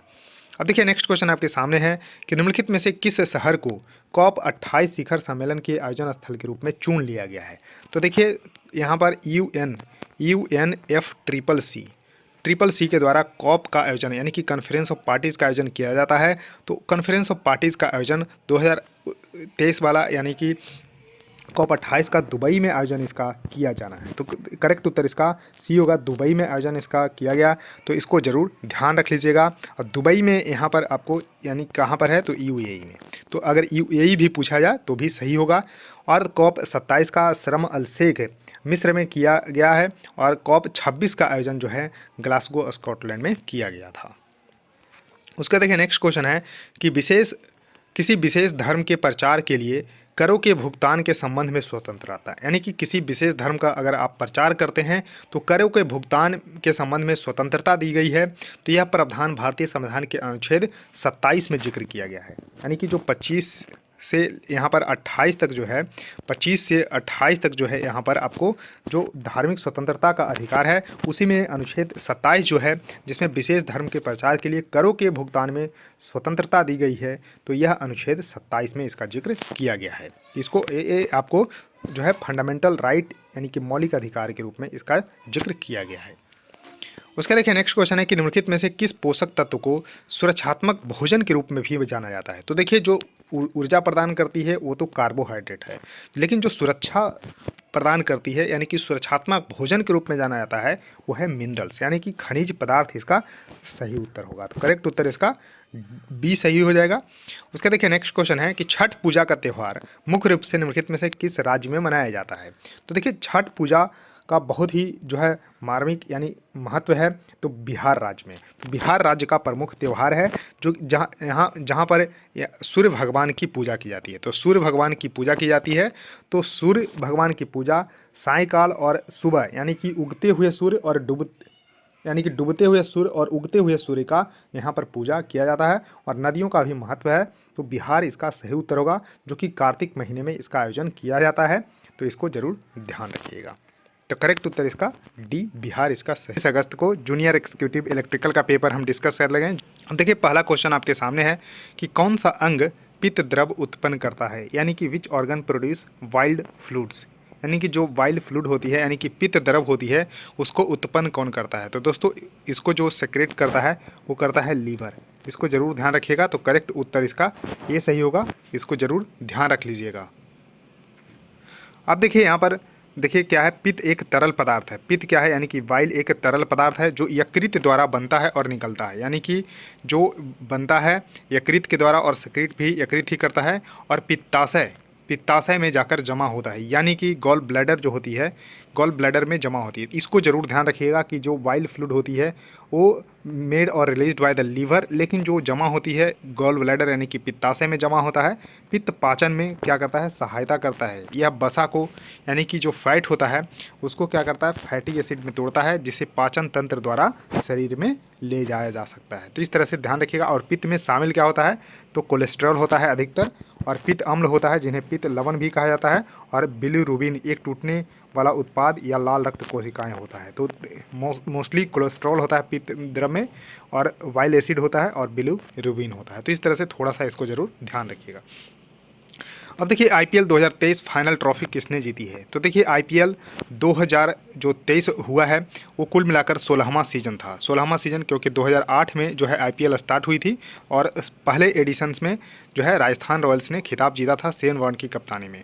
2023 वाला 16वां एडिशन था जिसे जो है CSK ने गुजरात टाइटंस को हराकर जीता था। तो यानी कि ट्रॉफी किसने जीती तो चेन्नई सुपर किंग्स। तो चेन्नई सुपर किंग्स ट्रॉफी जीती। हुआ कहाँ पर था फाइनल, तो जो नरेंद्र मोदी स्टेडियम है अहमदाबाद में वहीं पे हुआ था इसका फाइनल। और ऑरेंज कैप यानी कि जो टूर्नामेंट में सबसे ज़्यादा रन बनाने वाले को ऑरेंज कैप मिलता है, तो शुभमन गिल को मिला था 890 रन इन्होंने बनाए थे। और टूर्नामेंट में सबसे ज़्यादा विकेट लेने वाले को पर्पल कैप मिलता है जो कि 28 विकेट लिए थे मोहम्मद शमी। तो मोहम्मद शमी दोनों ही गुजरात के प्लेयर थे। तो इस तरह से इसको ध्यान रखिएगा। अब देखिए क्वेश्चन है कि 2011 की जनगणना के अनुसार अनुसूचित जनजातियां किस राज्य में पाई जाती है, यानी कि मैक्सिमम पूछी गई थी। क्वेश्चन पूछने का मतलब था कि मैक्सिमम जो है किस जो है यहाँ पर पाया जाता है, तो मध्य प्रदेश में जो है मैक्सिमम जो है एसटी जो है पाई जाती है, यानी कि अनुसूचित जनजातियाँ जो है पाई जाती है। उसके बाद उड़ीसा का नंबर आता है, यानी कि एमपी के बाद जो है उड़ीसा आता है, तो इसको जरूर ध्यान रख लीजिएगा। अब देखिए क्वेश्चन है कि निम्नलिखित में से कौन उदारवादी नेता थे, यानी कि मॉडरेट लीडर जो है किनको माना जाता था। तो देखिए लाल बाल पाल को एक्सट्रीमिस्ट बोला जाता है। लाल बाल और पाल यानी कि लाला लाजपत राय, बाल गंगाधर तिलक और बिपिन चंद्र पाल, इनको जो है एक्सट्रीमिस्ट बोला जाता है। उदारवादी नेता थे गोपाल कृष्ण गोखले। तो करेक्ट उत्तर इसका जो है बी सही होगा, इसको जरूर ध्यान रखिएगा। गोपाल कृष्ण गोखले जो है मॉडरेट लीडर माने जाते हैं। उसके देखिए क्वेश्चन है कि निम्नलिखित में से किस स्थान पर भारत के नोट छापे जाते हैं। तो देखिए जो भारत के नोट छापे जाते हैं वो कुल मिलाकर 4 जगह पर छापे जाते हैं। तो नासिक में, देवास में, मैसूर में और सालबोनी में। ध्यान रखिएगा, नासिक, देवास, मैसूर और सालबोनी। तो क्या मैंने नाम लिया मैसूर का, तो यहाँ पर मैसूर में जो है नोट छपते हैं। और क्वाइन कहाँ पर मिंट होते हैं, तो दोस्तों क्वाइन जो मिंट होते हैं वो है मुंबई, हैदराबाद, कलकत्ता और नोएडा। ध्यान रखिएगा, जो नोट छपते हैं वो छपते हैं नासिक, देवास, मैसूर और सालबोनी, जबकि क्वाइन मिंट होते हैं मुंबई, हैदराबाद, कलकत्ता और नोएडा में। तो इसको नोट कर लीजिएगा, ध्यान रखिएगा। अब देखिए नेक्स्ट क्वेश्चन है कि भारत में मौद्रिक नीति का निर्णय कौन करता है, यानी कि मॉनेटरी पॉलिसी का निर्णय यहाँ पर कौन करता है। तो रिजर्व बैंक ऑफ इंडिया करता है। जी हाँ, रिजर्व बैंक ऑफ इंडिया करता है। तो करेक्ट उत्तर इसका दोस्तों क्या होगा, तो सी रहने वाला है। देखिए रिजर्व बैंक ऑफ इंडिया यहाँ पर जो है मॉनेटरी पॉलिसी यानी कि मौद्रिक नीति का जो है निर्णय करता है। और यहाँ पर देखिए fix the benchmark interest rate of the RBI, तो यानी कि इसका काम ही होता है कि इंटरेस्ट रेट को फिक्स करना। और इसमें जो है कंपोजिशंस होते हैं 6 मेंबर, 3 गवर्नमेंट के होते हैं और 3 आरबीआई के होते हैं, यानी कि गवर्नर को मिलाकर। तो इस तरह से थोड़ा सा इसको जरूर ध्यान रखिएगा। मॉनेटरी पॉलिसी कमेटी में कुल मिलाकर 6 मेंबर होते हैं, 3 गवर्नमेंट के और 3 आरबीआई के, जिसमें कि गवर्नर शामिल होते हैं। उसके देखिए नेक्स्ट क्वेश्चन है कि निम्नलिखित में से कौन गंगा नदी का स्रोत है। तो देखिए गंगा नदी का स्रोत है वो है गोमुख हिमानी से जो है गंगा नदी निकलती है और 2525 किलोमीटर की यात्रा करके ये बंगाल की खाड़ी में गिरती है। इसको जरूर ध्यान रखिएगा। तो यहाँ पर आपको जरूर ध्यान रख लेना है, बांग्लादेश से भी होकर ये जाती है, तो इसको थोड़ा सा जरूर ध्यान रखिएगा। अब देखिए नेक्स्ट क्वेश्चन है कि राष्ट्रपति अपना इस्तीफा किसे सौंपता है। तो राष्ट्रपति महोदय अपना जो इस्तीफा सौंपते हैं वो भारत के उपराष्ट्रपति को सौंपते हैं। ध्यान रखिएगा, भारत के उपराष्ट्रपति को जो है अपना इस्तीफा सौंपते हैं। लेकिन कंफ्यूज मत होइएगा कि इनको शपथ कौन दिलाता है। तो शपथ दिलाते हैं चीफ जस्टिस ऑफ इंडिया, यानी कि भारत के जो चीफ जस्टिस ऑफ इंडिया होते हैं, यानी कि मुख्य न्यायाधीश होते हैं, वो राष्ट्रपति को शपथ दिलाते हैं, लेकिन इस्तीफा जो देते हैं वो उपराष्ट्रपति को देते हैं। उसका देखिए नेक्स्ट क्वेश्चन है कि सत्य शोधक समाज की स्थापना किसने की। तो देखिए सत्य शोधक समाज की स्थापना महात्मा ज्योतिबा फूले के द्वारा की गई थी। कब की गई थी दोस्तों, 1873 में। 1873 में पुणे में सत्य शोधक समाज की स्थापना ज्योतिबा फूले के द्वारा जो है किया गया था। ये महान समाज सुधारक थे, इनको भी जरूर ध्यान रखिएगा। 1875 में दयानंद सरस्वती के द्वारा आर्य समाज की स्थापना की गई थी। आर्य समाज की स्थापना 1875 में दयानंद सरस्वती के द्वारा, जबकि 1828 में ब्रह्म समाज की स्थापना राजाराम मोहन राय के द्वारा किया गया था। उसके देखिए नेक्स्ट क्वेश्चन है कि निम्नलिखित में से कौन कभी विघटित नहीं हुआ है। तो देखिए भारत के 2 सदन होते हैं, जो हमारे सदन हैं 2 हैं। एक है उच्च सदन, उच्च सदन को राज्यसभा बोला जाता है। तो राज्यसभा कभी विघटित नहीं होता है। तो राज्यसभा एक परमानेंट हाउस है, इसको जरूर ध्यान रखिएगा। तो यहाँ पर जो है बी इसका सही उत्तर होगा, राज्यसभा। तो बी इसका सही उत्तर होगा, यानी कि राज्यसभा जो है यहाँ पर जो है विघटित नहीं होता है। तो करेक्ट उत्तर इसका बी होगा, Rajya Sabha is the correct answer. और इसके पदेन सभापति होते हैं भारत के उपराष्ट्रपति। भारत के उपराष्ट्रपति राज्यसभा के पदेन सभापति होते हैं, यानी कि एक्स ऑफिशियो चेयरपर्सन होते हैं। उसके देखिए नेक्स्ट क्वेश्चन है कि मानव शरीर की सबसे बड़ी हड्डी, सबसे लंबी हड्डी तो जांघ की हड्डी होती है, यानी कि फीमर इसको बोलते हैं। ध्यान रखिएगा, फीमर इसको बोला जाता है। तो फीमर जो है सबसे बड़ी हड्डी मानी जाती है मानव शरीर की, और सबसे छोटी हड्डी मानी जाती है स्टेपिस। इस कान की हड्डी होती है स्टेपिस, वो सबसे छोटी हड्डी होती है। इसको भी जरूर ध्यान रख लीजिएगा। देखिए नेक्स्ट क्वेश्चन है कि ऑपरेशन आहत किसने लॉन्च किया है। तो देखिए ऑपरेशन आहत जो है रेलवे प्रोटेक्शन फोर्स के द्वारा जो है शुरू किया गया था। तो आरपीएफ इसका सही उत्तर होगा। अब किस लिए, तो मानव तस्करी को रोकने के उद्देश्य से ही जो है ऑपरेशन आहत जो है रेलवे प्रोटेक्शन फोर्स के द्वारा जो है शुरू किया गया था। तो आरपीएफ इसका सही उत्तर हो जाएगा, इसको ध्यान रखिएगा। अब देखिए नेक्स्ट क्वेश्चन है कि दुर्गा पूजा निम्नलिखित में से किस राज्य का त्यौहार है। तो देखिए दुर्गा पूजा जो है हिंदुओं का प्रमुख त्यौहार माना जाता है, लेकिन जो मुख्य रूप से जो है पश्चिम बंगाल, बिहार में, झारखंड इस समय मनाया जाता है। तो यहाँ पर पश्चिम बंगाल इसका सही उत्तर होगा। तो पश्चिम बंगाल, क्योंकि दुर्गा पूजा जो पश्चिम बंगाल का है उनको जो है 2021 में यूनेस्को जो है इनटेंजिबल यानी कि अमूर्त धरोहर जो है शामिल किया गया है। एक तो मूर्त धरोहर होता है टेंजिबल कल्चरल, जो कि ध्यान रख लेना है, एक होता है इनटेंजिबल यानी कि अमूर्त धरोहर में दुर्गा पूजा को शामिल कर लिया गया है। इसको भी जरूर ध्यान रखिएगा, 2021 में इसको शामिल किया गया है। दुर्गा पूजा संबंधित है पश्चिम बंगाल से, इसको ध्यान रखिएगा। अब देखिए काल बैसाखी किस राज्य की स्थानीय पवन है, यानी कि लोकल विंड जो है किस राज्य का, तो स्थानीय पवन है पश्चिम बंगाल का। तो यानी कि काल बैसाखी जो है एक स्थानीय पवन है, कहाँ का, तो पश्चिम बंगाल का, इसको भी ध्यान रखना है। उसका देखिए नेक्स्ट क्वेश्चन है कि किस संस्थान ने साइबर सुरक्षा कौशल कार्यक्रम शुरू किया है। क्या है, तो साइबर सुरक्षा यानी कि जो ऑनलाइन अपराध होते हैं उससे रिलेटेड उसके स्किल कार्यक्रम जो है शुरू किया गया है। तो आईआईटी किसके द्वारा, तो कानपुर के द्वारा।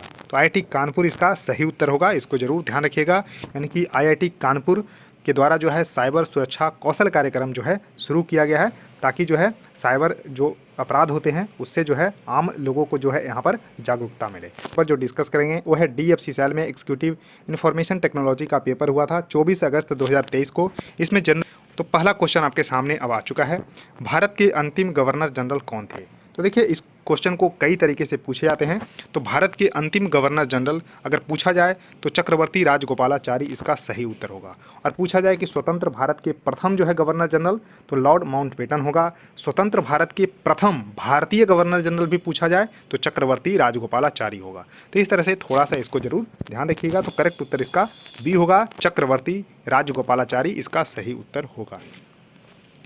अब देखिए नेक्स्ट क्वेश्चन है कि राज्य के राज्यपाल को कौन हटा सकता है। तो देखिए राज्य के राज्यपाल को हटा सकते हैं भारत के राष्ट्रपति, क्योंकि उन्हीं के प्लेजर पे जो है काम करता है। लेकिन कहीं ना कहीं आपको थोड़ा सा ध्यान रखना होगा कि राष्ट्रपति जो है प्राइम मिनिस्टर और मंत्रिपरिषद के सलाह पे ही काम करते हैं। तो कहीं ना कहीं गवर्नमेंट का यहाँ पर हाथ होता है, लेकिन हटाते कौन है, तो राष्ट्रपति हटाते हैं। तो इसको ध्यान रखिएगा। लेकिन जो आंसर की मैं प्रधानमंत्री दिया था, लेकिन मेरे हिसाब से गलत है, राष्ट्रपति इसका सही उत्तर होगा। क्योंकि अनुच्छेद 155 और 156 के अनुसार अगर देख पाएंगे तो governor is appointed by the president, president के द्वारा अपॉइंट किए जाते हैं, and holds office during the pleaser of the president. तो इसको जरूर ध्यान रखिएगा। अब देखिए क्वेश्चन है कि भारतीय राष्ट्रीय कांग्रेस के वार्षिक शिखर सम्मेलन की अध्यक्षता करने वाली पहली महिला कौन थी। कुल मिलाकर पूछा जा रहा है कि भारतीय राष्ट्रीय कांग्रेस की पहली महिला अध्यक्ष कौन थी जिन्होंने अध्यक्षता की थी। तो यहाँ पर एनी बेसेंट होगा, एनी बेसेंट इसका सही उत्तर होगा। एनी बेसेंट ने 1917 के कलकत्ता अधिवेशन की अध्यक्षता की थी। तो इस तरह से ज़रूर ध्यान रखिएगा।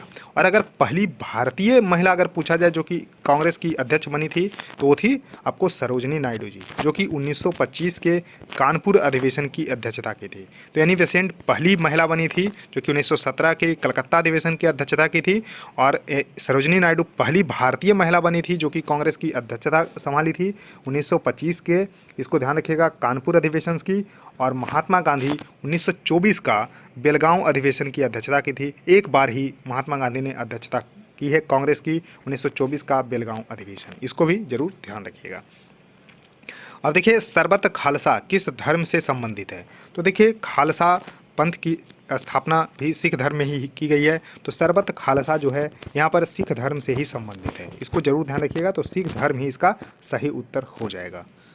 उसके देखिए नेक्स्ट क्वेश्चन आपके सामने है कि निम्नलिखित में से किस ग्रह को पृथ्वी की जुड़वा बहने कहा जाता है। तो शुक्र ग्रह इसका सही उत्तर होगा। जी हाँ, शुक्र ग्रह को पृथ्वी की जुड़वा बहने भी कहा जाता है, सांझ का तारा बोला जाता है, भोर का तारा बोला जाता है, इसको जरूर ध्यान रखिएगा। तो सांझ का तारा, भोर का तारा सभी जो है यहाँ पर पृथ्वी की जुड़वा बहन शुक्र को ही बोला जाता है। तो इसको जरूर ध्यान रखिएगा। उसके देखिए नेक्स्ट क्वेश्चन है कि किस नदी को बिहार का शोक कहा जाता है, यानी कि सौरो ऑफ बिहार। तो सौरो ऑफ बिहार जो बोला जाता है वो कोसी को बोला जाता है, क्योंकि कोसी जो है बिहार के जो नॉर्थ भाग होते हैं, यानी कि नॉर्थ बिहार हैं, वहाँ पर जो है यहाँ पर क्या करते हैं, तो बाढ़ उत्पन्न करते हैं। तो बाढ़ उत्पन्न करते हैं, तो इसको जरूर ध्यान रखिएगा। तो किस नदी को बिहार का शोक कहा जाता है, तो कोसी को बोला जाता है। तो कोसी इसका सही उत्तर हो जाएगा, इसको जरूर ध्यान रखिएगा। और देखिए दामोदर को बंगाल का शोक बोला जाता है। दामोदर को किसको शोक बोला जाता है, तो बंगाल का शोक बोला जाता है, इसको जरूर ध्यान रखिएगा। क्वेश्चन है कि हाल ही में स्टॉकहोम 50+50 बैठक निम्नलिखित में से किस स्थान पर आयोजित की गई है। तो देखिए स्टॉकहोम +50 का आयोजन जो है कब किया गया, तो 2 से 3 जून 2022 को किया गया। किसके द्वारा, तो यूनाइटेड नेशन जनरल असेंबली के द्वारा। किस उपलक्ष्य में, क्योंकि 1972 में हुआ था, 1972 में हुआ था United nation conference on environment. तो इन्वायरमेंट पे जो है पहला जो है सम्मेलन हुआ था 1972 में। कब कहाँ पर हुआ था, तो स्टॉकहोम सम्मेलन ही उसको बोला जाता है। और उसके उपलक्ष्य में ही 50 साल देखिए पूरे हो गए हैं, 1972 से 50 करिए तो 2022 होता है। तो स्टॉकहोम में ही यूनाइटेड नेशन जनरल असेंबली के द्वारा जो है इसका आयोजन किया गया था। तो करेक्ट उत्तर इसका डी सही होगा, इसको जरूर ध्यान रखिएगा। अब देखिए नेक्स्ट क्वेश्चन है कि अर्जुन पुरस्कार किस क्षेत्र में दिया जाता है। तो अर्जुन पुरस्कार दोस्तों खेल में उत्कृष्ट प्रदर्शन के लिए दिया जाता है खिलाड़ियों को। तो करेक्ट उत्तर इसका डी होगा, 1961 से जो है दिया जाता है। तो 1961 से ये पुरस्कार जो है दिया जाता है, इसको भी जरूर ध्यान रख लीजिएगा। और खेलों में सर्वोच्च पुरस्कार है जो है, पहले जो है राजीव गांधी खेल रत्न पुरस्कार बोला जाता था, 1991-92 में शुरू हुआ, लेकिन अब उसको ध्यानचंद जो है खेल रत्न पुरस्कार कहा जाने लगा है, इसको भी जरूर ध्यान रखिएगा। अब देखिए नेक्स्ट क्वेश्चन है कि टमाटर को लाल रंग कौन देता है। तो देखिए टमाटर आप देखते होंगे तो लाल रंग होता है, तो लाल रंग किस कारण से होता है, तो लाइकोपीन के कारण से होता है। तो करेक्ट उत्तर इसका ए सही होगा, यानी कि टमाटर में लाल रंग होता है लाइकोपीन के कारण से। उसका देखिए नेक्स्ट क्वेश्चन है कि भारतीय राष्ट्रीय कांग्रेस की स्थापना किस वर्ष हुई थी।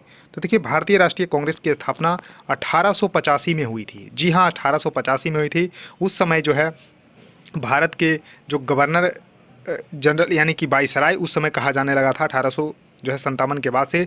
तो भारत के वायसराय थे लॉर्ड डफरिन। जी हाँ, डफर थे डफरिन। उन्हीं के समय में भारतीय राष्ट्रीय कांग्रेस की स्थापना ए.ओ. ह्यूम के द्वारा की गई थी। जी हाँ, ए.ओ. ह्यूम के द्वारा जो है भारतीय राष्ट्रीय कांग्रेस की स्थापना 1885 में की गई थी। करेक्ट उत्तर इसका डी से होगा, इसको भी जरूर ध्यान रखिएगा। अब देखिए नेक्स्ट क्वेश्चन है कि मुद्रास्फीति की गणना निम्नलिखित में से किसका उपयोग करके किया जाता है। तो देखिए किसका उपयोग किया जाता है, तो कंज्यूमर प्राइस इंडेक्स CPI का उपयोग करके किया जाता है। WPI होता है होलसेल प्राइस इंडेक्स, लेकिन कंज्यूमर प्राइस इंडेक्स के आधार पे ही मुद्रास्फीति यानी कि इन्फ्लेशन की जो है कैलकुलेशंस की जाती है, इसको जरूर ध्यान रखिएगा। अब देखिए नेक्स्ट क्वेश्चन है कि लाई हरोबा किस राज्य का त्यौहार है। तो लाई हरोबा दोस्तों मणिपुर का त्यौहार है। करेक्ट उत्तर इसका डी होगा, मणिपुर इसका सही उत्तर होगा, इसको जरूर ध्यान रख लीजिएगा। उसके देखिए नेक्स्ट क्वेश्चन है कि स्वामी विवेकानंद ने शिकागो में अपना प्रसिद्ध भाषण किस वर्ष दिया था। तो देखिए शिकागो में हुआ था 11 सितंबर 1893 को। जी हाँ, 11 सितंबर भी डेट याद रख लीजिए। 1893 को विश्व धर्म सम्मेलन हुआ था। इसमें जो है यानी कि उसका सही उत्तर होगा डी 1893, यानी कि 11 सितंबर 1893 को जो विश्व धर्म सम्मेलन हुआ था शिकागो शहर में, अमेरिका के शहर है। यहाँ पर विवेकानंद ने sisters and brothers of America करके जो शुरुआत की थी, तो उससे जो है ये जो है अद्भुत भाषण यहाँ पर बनी थी। तो इसको जरूर ध्यान रखिएगा। अब देखिए नेक्स्ट क्वेश्चन है कि लखनऊ समझौता निम्नलिखित में से किस वर्ष हुआ था। तो लखनऊ समझौता हुआ था 1916 में। जी हाँ, 1916 में हुआ था। किसके किसके बीच में हुआ था, तो इंडियन नेशनल कांग्रेस और ऑल इंडिया मुस्लिम लीग के जो है बीच हुई थी। तो ध्यान रखिएगा 1916 में हुआ था लखनऊ समझौता, जो कांग्रेस के बीच में यानी कि INC इंडियन नेशनल कांग्रेस और ऑल इंडिया मुस्लिम लीग के बीच में हुई थी। तो 1916 इसका सही उत्तर होगा। अब नेक्स्ट क्वेश्चन आपके सामने है कि विटामिन ए का समृद्ध स्रोत कौन सा है। तो देखिए विटामिन ए जो है गाजर में जो है मुख्य रूप से पाया जाता है, इसको जरूर ध्यान रखिएगा। नींबू में, आंवला में विटामिन सी पाया जाता है, और जल में घुलनशील विटामिन जो है वो है बी और सी। तो बी और सी जो है जल में घुलनशील विटामिन है, जबकि वसा में है कीड़ा, KEDA। ध्यान रखिएगा, ADE और K जो है ये वसा में घुलनशील है, इसको भी जरूर ध्यान रख लीजिएगा। आज हम पेपर जो डिस्कस करेंगे वो है DFCCIL का एग्ज़ाम जो हुआ था अगस्त महीने में एग्जीक्यूटिव फाइनेंस का, उसका जो है हम पेपर डिस्कस कर लेंगे। पहला क्वेश्चन आपके सामने है कि जो सरकार है किस सरोगेसी विनियमन अधिनियम के तहत सरोगेसी विनियमन नियम 2022 जो है जारी किया गया है? यानी कि रिसेंटली जो है government issued surrogacy regulation rules 2022 जो है अंडर जो है विच सरोगेसी रेगुलेशन एक्ट, यानी कि सरोगेसी रेगुलेशन एक्ट था। तो एक कब का जो है यहाँ पर आपको देखने को मिलेगा कि एक्ट था। तो दोस्तों ये जो एक्ट था वो था जो है सरोगेसी रेगुलेशन एक्ट 2021 का था। तो करेक्ट उत्तर इसका सी होगा, सरोगेसी विनियमन अधिनियम 2021 का था। और देखिए सरोगेसी का मतलब क्या होता है, तो किराए की कोख। तो इस तरह से आपको ज़रूर ध्यान रख लेना है, यानी कि जिन जो है यहाँ पर दंपत्ति की, यानी कि जिन जो पेरेंट्स की बच्चे नहीं होते हैं वो जो है दूसरे के किराए जो है कोख पे ले, यानी कि कोख किराए पे लेते हैं और उस तरह से जो है यहाँ पर बच्चा जो है यहाँ पर होता है। तो इस तरह से ज़रूर ध्यान रखिएगा कि सरोगेसी रेगुलेशन एक्ट 2000 जो है 21 का है, उसके तहत ही सरोगेसी रेगुलेशन रूल्स 2022 जो है लाया गया है। उसके देखिए नेक्स्ट क्वेश्चन है कि यह माइटोसिस के कैरियोकिनेसिस का पहला चरण है जो इंटरफेज के एस और G2 चरणों के बाद आता है। यहाँ जो है किसकी चर्चा हो रही है, यानी कि it is the first stage of the जो है karyokinesis of mitosis follows the S and the G2 phase, S और G2 phase of the interphase which is being discussed here. तो डिस्कस क्या किया जा रहा है, तो प्रो फेज का डिस्कस किया जा रहा है। तो करेक्ट उत्तर इसका सी सही होगा, इसको जरूर ध्यान रखिएगा। उसका देखिए नेक्स्ट क्वेश्चन है कि भारतीय संविधान का कौन सा अनुच्छेद धार्मिक स्वतंत्रता की बात करता है? तो धार्मिक स्वतंत्रता की जो बात करता है वो अनुच्छेद 25 से 28 तक की बात करता है। तो करेक्ट उत्तर इसका सी सही होगा, इसको जरूर ध्यान रखिएगा। अब देखिए जो भारतीय संविधान का जो यहाँ पर मौलिक अधिकार है, यानी कि फंडामेंटल राइट है दोस्तों, वो अनुच्छेद 12 से 35 तक का है और भाग 3 में है, इसको भी जरूर ध्यान रखिएगा। अब देखिए जो मौलिक अधिकार है उसको जो है अमेरिका के संविधान से लिया गया है, जरूर ध्यान रखिएगा। अमेरिका के संविधान से मौलिक अधिकार जो है लिया गया है और मौलिक अधिकार को देखिए इस तरह से बांटा गया है जिसमें राइट टू इक्वलिटी, तो समता का अधिकार अनुच्छेद 14 से 18 तक है। राइट टू फ्रीडम 19 से 22 आर्टिकल तक के है। राइट अगेंस्ट एक्सप्लॉयटेशन 23-24 आर्टिकल है। 24 जो है क्या है, चाइल्ड लेबर से संबंधित है। उसके देखिए right to freedom of religion जो कि क्वेश्चन में था 25 से 28 तक का है। Cultural and educational rights article 29 और 30 है। और देखिए राइट टू कॉन्स्टिट्यूशनल रेमेडीज़, तो इसको जो है अनुच्छेद 32 में रखा गया और अनुच्छेद 32 को ही जो है संविधान की आत्मा भीमराव अंबेडकर जी के द्वारा जो है बोला गया है। तो इस तरह से यानी कि संवैधानिक उपचारों का अधिकार है अनुच्छेद 32। उसके देखिए नेक्स्ट क्वेश्चन है कि निम्नलिखित में से कौन सी भाषा भारतीय संविधान की 8वीं अनुसूची में शामिल नहीं है? अब देखिए भारतीय संविधान में शुरुआत में 8 अनुसूची थी, अब हो चुकी है 12 अनुसूची। तो 8वीं अनुसूची में कुल मिलाकर शुरू में 14 भाषा थी और उसमें जो है 8 जो है जोड़ दिया गया, तो अब कुल मिलाकर 22 भाषा है। यानी कि अगर पूछा जाए कि भारतीय संविधान की 8वीं अनुसूची में कुल मिलाकर कितनी भाषा है, तो 22 भाषा है। अब देखिए 22 भाषा में जो मुख्य भाषा शामिल नहीं है अंग्रेजी, राजस्थानी और भोजपुरी ये शामिल नहीं है। तो देखिए क्या मैंने बोला, तो राजस्थानी जो है बोला, उसके बाद भोजपुरी बोला, इंग्लिश बोला, ये आपको शामिल नहीं है। तो यानी कि क्या बोडो शामिल है? जी हाँ। नेपाली शामिल है? जी हाँ। मैथिली शामिल है, लेकिन राजस्थानी शामिल नहीं है। तो करेक्ट उत्तर इसका बी सही होगा, इसको जरूर ध्यान रख लीजिएगा। तो सही उत्तर इसका क्या होगा, तो यहाँ पर बी सही उत्तर होगा जाएगा। अब देखिए जो भारतीय संविधान के जो 8वीं अनुसूची में जो 22 भाषा है, एक बार देख लीजिए। तो असामीज़ है, बंगाली है, गुजराती है, हिंदी है, कन्नड़ है, कश्मीरी है, कोंकणी है, मलयालम है, मणिपुरी, मराठी, नेपाली, उड़िया, पंजाबी, संस्कृत, सिंधी, तमिल, तेलुगु, उर्दू, बोडो, संथाली, मैथिली और डोगरी। अब देखिए जो 14 भाषाएं थी, 8 जो है कब कब जोड़ा गया, तो देखिए यहाँ पर 1967 में सिंधी को जोड़ा गया। एक सिंधी को जोड़ा गया कब, तो ध्यान रखिएगा सिंधी को जोड़ा गया 1967 में 21वां संविधान संशोधन के द्वारा। उसके बाद 1992 में यहाँ पर कोंकणी, मणिपुरी और नेपाली, तो कोंकणी, मणिपुरी और नेपाली को 1992 में 71वां संविधान संशोधन के द्वारा। उसके बाद 2004 में 92वें संविधान संशोधन के द्वारा यहाँ पर बोडो, डोगरी, मैथिली और संथाली को जोड़ा गया। तो इस तरह से आपको कब कब जोड़ा गया मैंने बता दिया, कितनी भाषा है, कौन कौन है वो भी मैंने बता दिया। उसके देखिए नेक्स्ट क्वेश्चन है कि IPL 2023 का फाइनल मैच भारत के किस राज्य में आयोजित किया गया था? तो जो फाइनल मैच हुआ था दोस्तों IPL 2023 का, तो वो हुआ था अहमदाबाद में, यानी कि नरेंद्र मोदी स्टेडियम में हुआ था। और यहीं पर जो है आपको वर्ल्ड कप का फाइनल यानी कि ओडीआई वर्ल्ड कप जो कि भारत में हुआ उसका फाइनल भी नरेंद्र मोदी स्टेडियम में ही हुआ। और देखिए यहाँ पर दोनों जो यहाँ पर जो विजयी हुआ वो पीली जर्सी, तो यहाँ पर येलो जो जर्सी की टीम ने जीती, यानी कि आईपीएल में सीएसके ने जीती और यहाँ पर वर्ल्ड कप में ऑस्ट्रेलिया ने यहाँ पर जीती। तो दोनों का येलो जर्सी है ऐसा संजोग माना जा रहा है। और देखिए तो सीएसके ने जीटी को हराया ब्लू जर्सी को, और ऑस्ट्रेलिया ने इंडिया को हराया यहाँ पर ब्लू जर्सी को। तो इस तरह से थोड़ा सा याद रख सकते हैं। तो गुजरात में हुआ था इसका फाइनल, इसको भी जरूर ध्यान रखिएगा। उसका देखिए नेक्स्ट क्वेश्चन है कि बिहू मुख्य रूप से भारत के किस राज्य में मनाया जाता है। तो देखिए बिहू जो यहाँ पर आपको फेस्टिवल्स है वो आपको ध्यान रखिएगा असम में जो है यहाँ पर मनाया जाता है। तो Bihu is mainly celebrated in the state of Assam. तो करेक्ट उत्तर इसका सी सही होगा, इसको जरूर ध्यान रख लीजिएगा। उसके देखिए नेक्स्ट क्वेश्चन आपके सामने है कि भारतीय संविधान में कितनी अनुसूचियां हैं। तो जैसा कि मैंने बताया शुरुआत में 8 अनुसूचियां थी, अब हो चुकी है 12। तो यहाँ पर सही उत्तर होगा डी, 12 अनुसूचियां भारतीय संविधान में हो चुकी है, इसको जरूर ध्यान रखिएगा। अब नेक्स्ट क्वेश्चन आपके सामने है कि केंद्रीय बजट 2023-24 के अनुसार डिजिटल निरंतरता संविधान की तलाश करने वाले देशों को अपने डेटा दूतावास स्थापित करने की सुविधा दी जाएगी। यानी कि according to the union budget 23-24 में countries looking for the digital continuity solutions would be facilitate for setting up for their data embassies. तो डेटा एम्बेसीज जो है गिफ्ट IFSC में जो है जो गिफ्ट सिटी गुजरात है वहीं पर जो है ये स्थापित करने की अनुमति दी जाएगी। तो करेक्ट उत्तर इसका डी सही होगा, गिफ्ट IFSC जो है इसका सही उत्तर होगा। अब देखिए नेक्स्ट क्वेश्चन है कि भारत और पाकिस्तान ने सिंधु जल संधि पर किस वर्ष हस्ताक्षर किए। तो देखिए भारत और पाकिस्तान के बीच यही समझौता जो है चला आ रहा है अब तक, जो है कब से 1960 से। 1960 में सिंधु जल समझौता हुआ था जिसमें सिंधु और उसकी सहायक नदियों के बीच जलों का जो बंटवारा था भारत और पाकिस्तान के बीच में, उसके लेकर जो है यहाँ पर समझौता हुआ। और इसमें जो है वर्ल्ड बैंक यानी कि विश्व बैंक जो है मध्यस्थता की थी, यानी कि ब्रोकर के रूप में जो है भूमिका निभाई थी। तो देखिए 1960 इसका सही उत्तर होगा। तो करेक्ट उत्तर इसका ये होगा, 1960 इसका सही उत्तर होगा।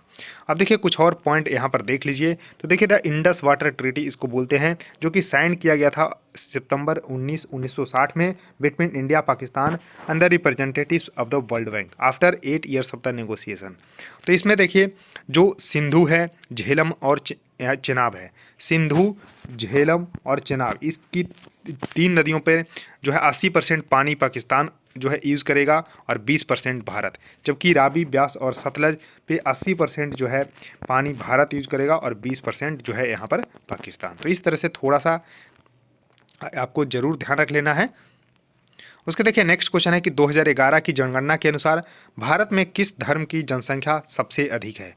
तो किस धर्म की जनसंख्या सबसे अधिक है, तो हिंदू इसका सही उत्तर होगा। तो करेक्ट उत्तर इसका ए सही होगा। अब देखिए 2011 की जनगणना को यहाँ पर देख लीजिए। तो देखिए टोटल पॉपुलेशन 2011 के अनुसार 121.09 करोड़ थी, इसको भी जरूर ध्यान रख लेना है, जिसमें 96.63 करोड़ जो है यहाँ पर हिंदू थे, यानी कि 79.8% जो है यहाँ पर हिंदू जनसंख्या थी, जबकि मुस्लिम का 17.22% था। तो यहाँ पर कुल 17.22 करोड़ के साथ यानी कि 14.2 पॉइंट यानी कि 14.2% यहाँ पर जनसंख्या जो है आपको मुस्लिम को देखने को मिलती है। क्रिश्चियन का 2.78 करोड़ 2.3% था, सिख का यहाँ पर 1.7% था। तो इस तरह से आपको थोड़ा सा जरूर ध्यान रख लीजिएगा, इसका स्क्रीनशॉट ले लीजिए। अब देखिए नेक्स्ट क्वेश्चन है कि मानसून शब्द जो है कौन सा शब्द है जो कि मौसम से लिया गया है, जिसका शाब्दिक अर्थ है मौसम। यानी कि मौसम, मानसून का जो शाब्दिक अर्थ है वो है मौसम, जो कि मौसम शब्द से लिया गया है। तो एक कौन सा शब्द है, तो अरबी शब्द है, यानी कि मानसून जो है एक अरबी शब्द है, इसको जरूर ध्यान रखिएगा। मानसून जो है कैसा शब्द है, तो अरबी शब्द है जो कि मौसम से लिया गया है और जिसका अर्थ होता है मौसम। तो इसको जरूर ध्यान रखिएगा। अब देखिए नेक्स्ट क्वेश्चन आपके सामने है कि निम्नलिखित में से किस वर्ष में विधवा पुनर्विवाह अधिनियम जो है पारित किया गया था। तो देखिए विडो रीमैरिज जो एक्ट है उसको जो है कब जो है पास करवाया गया था, तो यहाँ पर 1856 का है। तो जी हाँ 1856 का है विधवा पुनर्विवाह अधिनियम, इसको जरूर ध्यान रखिएगा। अब देखिए नेक्स्ट क्वेश्चन है कि प्रथम गोलमेज सम्मेलन निम्नलिखित में से किस शहर में आयोजित किया गया था। तो देखिए जो गोलमेज सम्मेलन था यानी कि राउंड टेबल कॉन्फ्रेंस जो था वो लंदन में जो है आयोजित किया गया था, तो लंदन इसका सही उत्तर होगा। अब देखिए पहला गोलमेज सम्मेलन था 1930 में, यानी कि गांधी इरविन समझौता के बाद जो है गोलमेज सम्मेलन का आयोजन 1930 में पहला किया गया था। उसके बाद 1931 में दूसरा, 1932 में तीसरा। और देखिए तीनों गोलमेज सम्मेलन में जो भाग लिए डॉक्टर BR अम्बेडकर जी ने भाग लिए, तो इसको जरूर ध्यान रखिएगा। तीनों गोलमेज सम्मेलन में यहाँ पर आपको जो है भाग लिए BR अम्बेडकर। क्या आप कमेंट सेक्शन में बता सकते हैं कि गांधी जी ने जो है कौन सा गोलमेज सम्मेलन में भाग लिया या फिर नहीं लिया, ये आपको ज़रूर कमेंट में बताना है, तो इसको जो है कमेंट में बताने की कोशिश करिएगा। अब देखिए नेक्स्ट क्वेश्चन है कि हाल ही में वैश्विक मीथेन आकलन 2030 जो है बेसलाइन रिपोर्ट निम्नलिखित में से किसके द्वारा जो है जारी किया गया है। यानी कि global methane assessment 2023 baseline report जो है रिलीज किया गया, तो किसके द्वारा, तो UNEP that is a United Nation Environment Programme के द्वारा जो है ये आपको जो है जारी किया गया। तो यूनाइटेड नेशन इन्वायरमेंट प्रोग्राम का स्थापना जो है 5 जून, ध्यान रखिएगा 5 जून 1972 को किया गया, जिसका हेडक्वार्टर केन्या के शहर नैरोबी में स्थित है। इसको जरूर ध्यान रखिएगा। अब देखिए नेक्स्ट क्वेश्चन आपके सामने है कि प्रोटीन को किस भोजन के नाम से भी जाना जाता है। यानी कि जब प्रोटीन का कहा जाता है कि ग्रहण करिए तो शरीर में किस रूप में उसका काम आता है, तो इसको दोस्तों बोला जाता है बॉडी बिल्डिंग फूड। तो यानी कि यहाँ पर आपको बॉडी बिल्डिंग फूड के रूप में जाना जाता है, तो इसको जरूर ध्यान रखिएगा। तो करेक्ट उत्तर इसका डी सही होगा। इसको आज हम पेपर जो डिस्कस कर रहे हैं वह है एग्जीक्यूटिव HR का पेपर हुआ था 25 अगस्त 2023 को थर्ड शिफ्ट में। क्वेश्चन नंबर फर्स्ट आपके सामने है कि भारत के उत्तर में स्थित पर्वतों की औसत ऊंचाई कितनी मीटर की है। यानी कि भारत का इस तरह से अगर हम मैप बनाएं तो यहाँ पर आपको उत्तर में जो है हिमालय की यहाँ पर श्रेणियाँ देखने को मिलती है। तो यहाँ पर इसकी जो औसत ऊंचाई है वो 6000 मीटर है। तो इस तरह से 6000 मीटर इसका सही उत्तर हो जाएगा। और उसके अलावा जो है पश्चिमी घाट है, उसके अलावा जो है पूर्वी घाट है। तो इस तरह से ध्यान रखिएगा। तो यहाँ जो है उत्तर में स्थित पर्वतों की जो औसत ऊंचाई है 6000 मीटर है। उसके देखिए नेक्स्ट क्वेश्चन है कि निम्नलिखित में से कौन सा कार्बोहाइड्रेट त्वरित ऊर्जा देने वाला भोजन है। यानी कि which among the following carbohydrates are quick energy foods. तो देखिए जो कार्बोहाइड्रेट जो त्वरित ऊर्जा देती है यानी कि क्विक जो है एनर्जी देती है, तो वो कौन सा है, तो दोस्तों वो है सिंपल कार्बोहाइड्रेट, यानी कि सरल कार्बोहाइड्रेट इसका सही उत्तर होगा। तो करेक्ट उत्तर इसका बी सही होगा, इसको जरूर ध्यान रखिएगा। उसके देखिए नेक्स्ट क्वेश्चन है कि हाल ही में सुप्रीम कोर्ट ने वैवाहिक स्थिति की परवाह किए बिना देश की सभी महिलाओं को गर्भावस्था के कितने सप्ताह तक सुरक्षित और कानूनी गर्भपात का अधिकार बढ़ा दिया है। तो देखिए 24 सप्ताह अब कर दिया गया है। तो करेक्ट उत्तर इसका सी सही होगा, सही उत्तर इसका सी सही होगा। अब देखिए मेडिकल जो यहाँ पर आपको टर्मिनेशन ऑफ प्रेगनेंसी एक्ट था 1971 का था, जी हाँ 1971 का था। उसको जो है अब अमेंडमेंट करके 2020 में लाया गया, जिसमें जो है अब जो है 24 सप्ताह तक जो है यहाँ पर जो है कर दिया गया है। तो इस तरह से आप देखिए जो प्रेजेंट लॉ था यानी कि 1971 वाला और 2020 में जो अमेंडमेंट किया गया उसमें अंतर क्या है। तो देखिए यहाँ पर ओनली जो है applies to the married women, पहले जो है मैरिड वीमेन के लिए था, लेकिन अब जो है अनमैरिड वीमेन तक का इसको जो है कवर कर दिया गया है। पहले 20 सप्ताह तक था, अब उसको 24 सप्ताह तक कर दिया गया है। देखिए 24 week for the rape survivor के लिए और 24 सप्ताह के बाद भी जो है यहाँ पर गर्भपात किया जा सकता है, उसके लिए 24 week for the substantial foetal जो है अब नॉर्मलिटीज़ के लिए। और रजिस्टर्ड मेडिकल प्रैक्टिशनर जो है यहाँ पर टिल 12 वीक में एक चाहिए और 2 वीक तक के लिए 2 चाहिए, 20 वीक तक के लिए 2 चाहिए था, लेकिन अब जो है 20 से 24 वीक तक के लिए 2 अब चाहिए और 20 वीक तक के लिए 1 चाहिए रजिस्टर्ड मेडिकल प्रैक्टिशनर। और देखिए जिसमें उल्लंघन अगर किया जाएगा तो पहले 1000 का फाइन था, अब जो है fine and imprisonment of 1 year अब कर दिया गया है। तो इसको ध्यान रखिएगा। उसके देखिए हमारे शरीर का लगभग 20% वजन जो है किस पोषक तत्व से आता है। तो जो अपने शरीर है उसमें 20% जो है वजन जो है यहाँ पर किसके द्वारा आता है, तो प्रोटीन इसका सही उत्तर होगा। तो सही उत्तर इसका बी सही होगा। अब देखिए जो शरीर का यहाँ पर जो स्ट्रक्चर है यानी कि कंपोजिशंस है बॉडी का, उसमें जो है पानी जो है 55% होता है। जी हाँ, जो 55% जो वजन होता है वो पानी का ही होता है। और प्रोटीन का देखिए 20% है, विटामिन का 1% है, कार्बोहाइड्रेट 2% है, फैट जो है यहाँ पर 15% और मिनरल यहाँ 5% है। तो इस तरह से इसको जरूर कंपोजिशन ध्यान रखिएगा कि हमारे बॉडी का यानी कि शरीर का किस तरह से कंपोजिशन बनाया गया है, इसको जरूर ध्यान रखिएगा। तो 55% पानी, 20% यहाँ पर प्रोटीन, 2% कार्बोहाइड्रेट, 1% विटामिन, फैट 15%, जबकि मिनरल 5%। उसका देखिए भारतीय संविधान में कुल कितने अनुच्छेद है? तो देखिए भारतीय जो संविधान है उसमें 395 अनुच्छेद है शुरू से ही, लेकिन इसमें जो है अब जो है यहाँ पर इसमें अमेंडमेंट करके तो इसको 448 तक कर दिया गया है। लेकिन ओरिजिनली जो है 395 ही है, अभी भी 395, लेकिन कहीं कहीं आपको 448 भी देखने को मिलता है। तो इसमें जो है संशोधन करके यानी कि अमेंडमेंट करके 448 जो है कर दिया गया है, इसको जरूर ध्यान रखिएगा। तो 395 इसका सही उत्तर होगा, यानी कि बी इसका सही उत्तर हो जाएगा। उसके देखिए निम्नलिखित में से कौन सी नदी उत्तर प्रदेश से नहीं गुजरती है? तो देखिए उत्तर प्रदेश से जो नदी गुजरती है वो है गंगा, हिंडन और यमुना, जबकि गोदावरी जो है नहीं निकलती है। तो करेक्ट उत्तर इसका डी सही होगा। अब देखिए थोड़ा सा मैप यहाँ पर देखिए, तो देखिए गोदावरी यहाँ पर जो है यहाँ पर प्रायद्वीपीय जो है भारत की नदियाँ हैं, गोदावरी, कृष्णा, कावेरी, जबकि देखिए उत्तर प्रदेश से यहाँ पर आपको गंगा, गोमती, यमुना। तो इस तरह से आपको थोड़ा सा जरूर ध्यान रखिएगा। उसके देखिए नेक्स्ट क्वेश्चन है कि हॉर्नबिल महोत्सव मुख्य रूप से निम्नलिखित में से किस राज्य से संबंधित है? तो दोस्तों हॉर्नबिल जो महोत्सव है वो नागालैंड से संबंधित है। तो करेक्ट उत्तर इसका डी होगा। अब देखिए नागालैंड में 1 से 10 दिसंबर के बीच में इसका आयोजन किया जाता है। तो इसको जरूर ध्यान रखिएगा कि हॉर्नबिल जो महोत्सव है वो नागालैंड का जो है यहाँ पर राज्य से जुड़ा हुआ है। उसके देखिए नेक्स्ट क्वेश्चन है कि निम्नलिखित में से कौन सा 44वें शतरंज ओलंपियाड 2022 का शुभंकर है? तो देखिए 44वें जो शतरंज ओलंपियाड हुआ था वो शुरू में देखिए रूस में होने वाला था, रूस में, लेकिन रूस यूक्रेन युद्ध के कारण इसको भारत में स्थानांतरित कर दिया गया और भारत में जो है चेन्नई में इसका आयोजन किया गया और उसका जो है शुभंकर था थम्बी, यानी कि 44वें शतरंज ओलंपियाड 2022 का शुभंकर थम्बी को बनाया गया था। तो करेक्ट उत्तर इसका डी सही हो जाएगा। उसके देखिए नेक्स्ट क्वेश्चन है कि निम्नलिखित में से कौन सा खाड़ी पर बना भारत का सबसे लंबा पुल है? यानी कि जो है भारत का कौन सा यहाँ पर ब्रिज है जो कि बे पे बनाया गया है? बे मतलब खाड़ी, तो खाड़ी पे बनाया गया है वो है पंबन पुल। तो इसका देखिए अभी हम चित्र भी दिखाएंगे। तो करेक्ट उत्तर इसका सी होगा। अब देखिए पंबन पुल यहाँ पर आपको देखने को मिल रहा होगा जो कि 2.06 किलोमीटर का है, 2.06 किलोमीटर का एक पुल है जो कि इंडिया को रामेश्वरम से कनेक्ट करती है। तो इस तरह से यहाँ पर आप देख पा रहे होंगे ये आपको पंबन ब्रिज देखने को मिल रहा है। उसके देखिए नेक्स्ट क्वेश्चन है कि भारतीय संविधान में मौलिक कर्तव्य किस वर्ष जोड़े गए थे?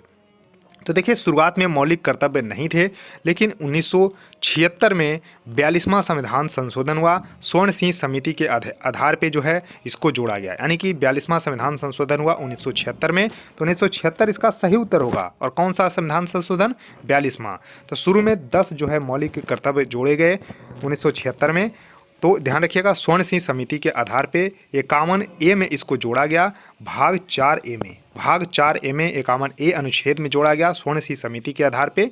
फिर जो है यहाँ पर आपको 2002 में 86वां संविधान संशोधन हुआ, 86 संविधान संशोधन हुआ, जिसमें शिक्षा को जो है मौलिक कर्तव्य के रूप में जोड़ा गया, यानी कि 6 से 14 आयु वर्ष के जो बच्चे हैं उसमें माता पिता को कर्तव्य दिया गया कि एजुकेशन जो है दिया जाए। तो 11वां जो है मौलिक कर्तव्य जोड़ा गया 2002 में। तो अब मौलिक कर्तव्य है 11, ये भी आपको जरूर ध्यान रखना है। उसके देखिए नेक्स्ट क्वेश्चन है कि ईस्ट इंडिया कंपनी को भारत में व्यापार करने के एकमात्र अधिकार के लिए महारानी एलिजाबेथ प्रथम से चार्टर कब मिला? तो देखिए महारानी एलिजाबेथ प्रथम से जो चार्टर मिला वो 1600 ईस्वी में मिला ईस्ट इंडिया कंपनी को कि भारत में जो है व्यापार करे। तो 1600 ईस्वी इसका सही उत्तर हो जाएगा। उसके देखिए नेक्स्ट क्वेश्चन है कि भारत का बैंक किसे कहा जाता है?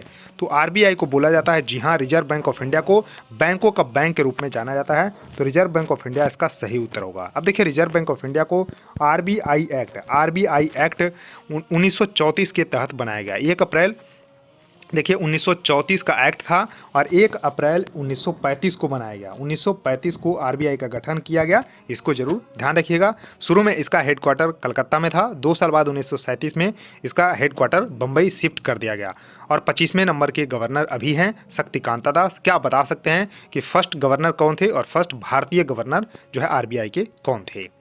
उसके देखिए नेक्स्ट क्वेश्चन है कि भारतीय संविधान का कौन सा अनुच्छेद भारत की आधिकारिक भाषा के बारे में बात करता है? तो देखिए आधिकारिक भाषा के बारे में जो बात करता है 343 अनुच्छेद 343 जिक्र करता है, तो करेक्ट उत्तर इसका ए सही होगा। अब देखिए 343 से लेके 351 तक का भाषा का जिक्र किया गया है। जो भाग कौन सा है? तो भाग 17 में इसका जिक्र किया गया है, तो इसको जरूर ध्यान रखिएगा, करेक्ट उत्तर इसका ए सही होगा। उसके देखिए नेक्स्ट क्वेश्चन है कि 2011 की जनगणना के अनुसार भारत में दूसरा सबसे अधिक आबादी वाला धर्म कौन सा है? तो देख सकते हैं भारत में दूसरा सबसे अधिक आबादी वाला धर्म जो है पूछा जा रहा है। पहला तो होगा हिंदू, जी हाँ, सबसे बड़ा धर्म है भारत में, लेकिन दूसरा इस्लाम इसका सही उत्तर होगा, तो करेक्ट उत्तर इसका बी होगा। अब देखिए 2011 की जो जनगणना हुई थी उसमें आप देख पा रहे हैं कि टोटल पॉपुलेशन था 121.09 करोड़, जिसमें 96.63 करोड़ हिंदू का था, परसेंटेज था 79.8%। मुस्लिम का आबादी देखिए 17.22 करोड़ था, 14.2% के साथ। क्रिश्चियन थे 2.78 करोड़, 2.3% के साथ। सिख जो है 2.08 करोड़, 1.7%। तो इस जो है स्लाइड का पीडीएफ आप लोग स्क्रीनशॉट जरूर ले लीजिए, पीडीएफ हमारे चैनल पे मिल जाएगा टेलीग्राम पे, इसको जरूर ज्वाइन कर लीजिए।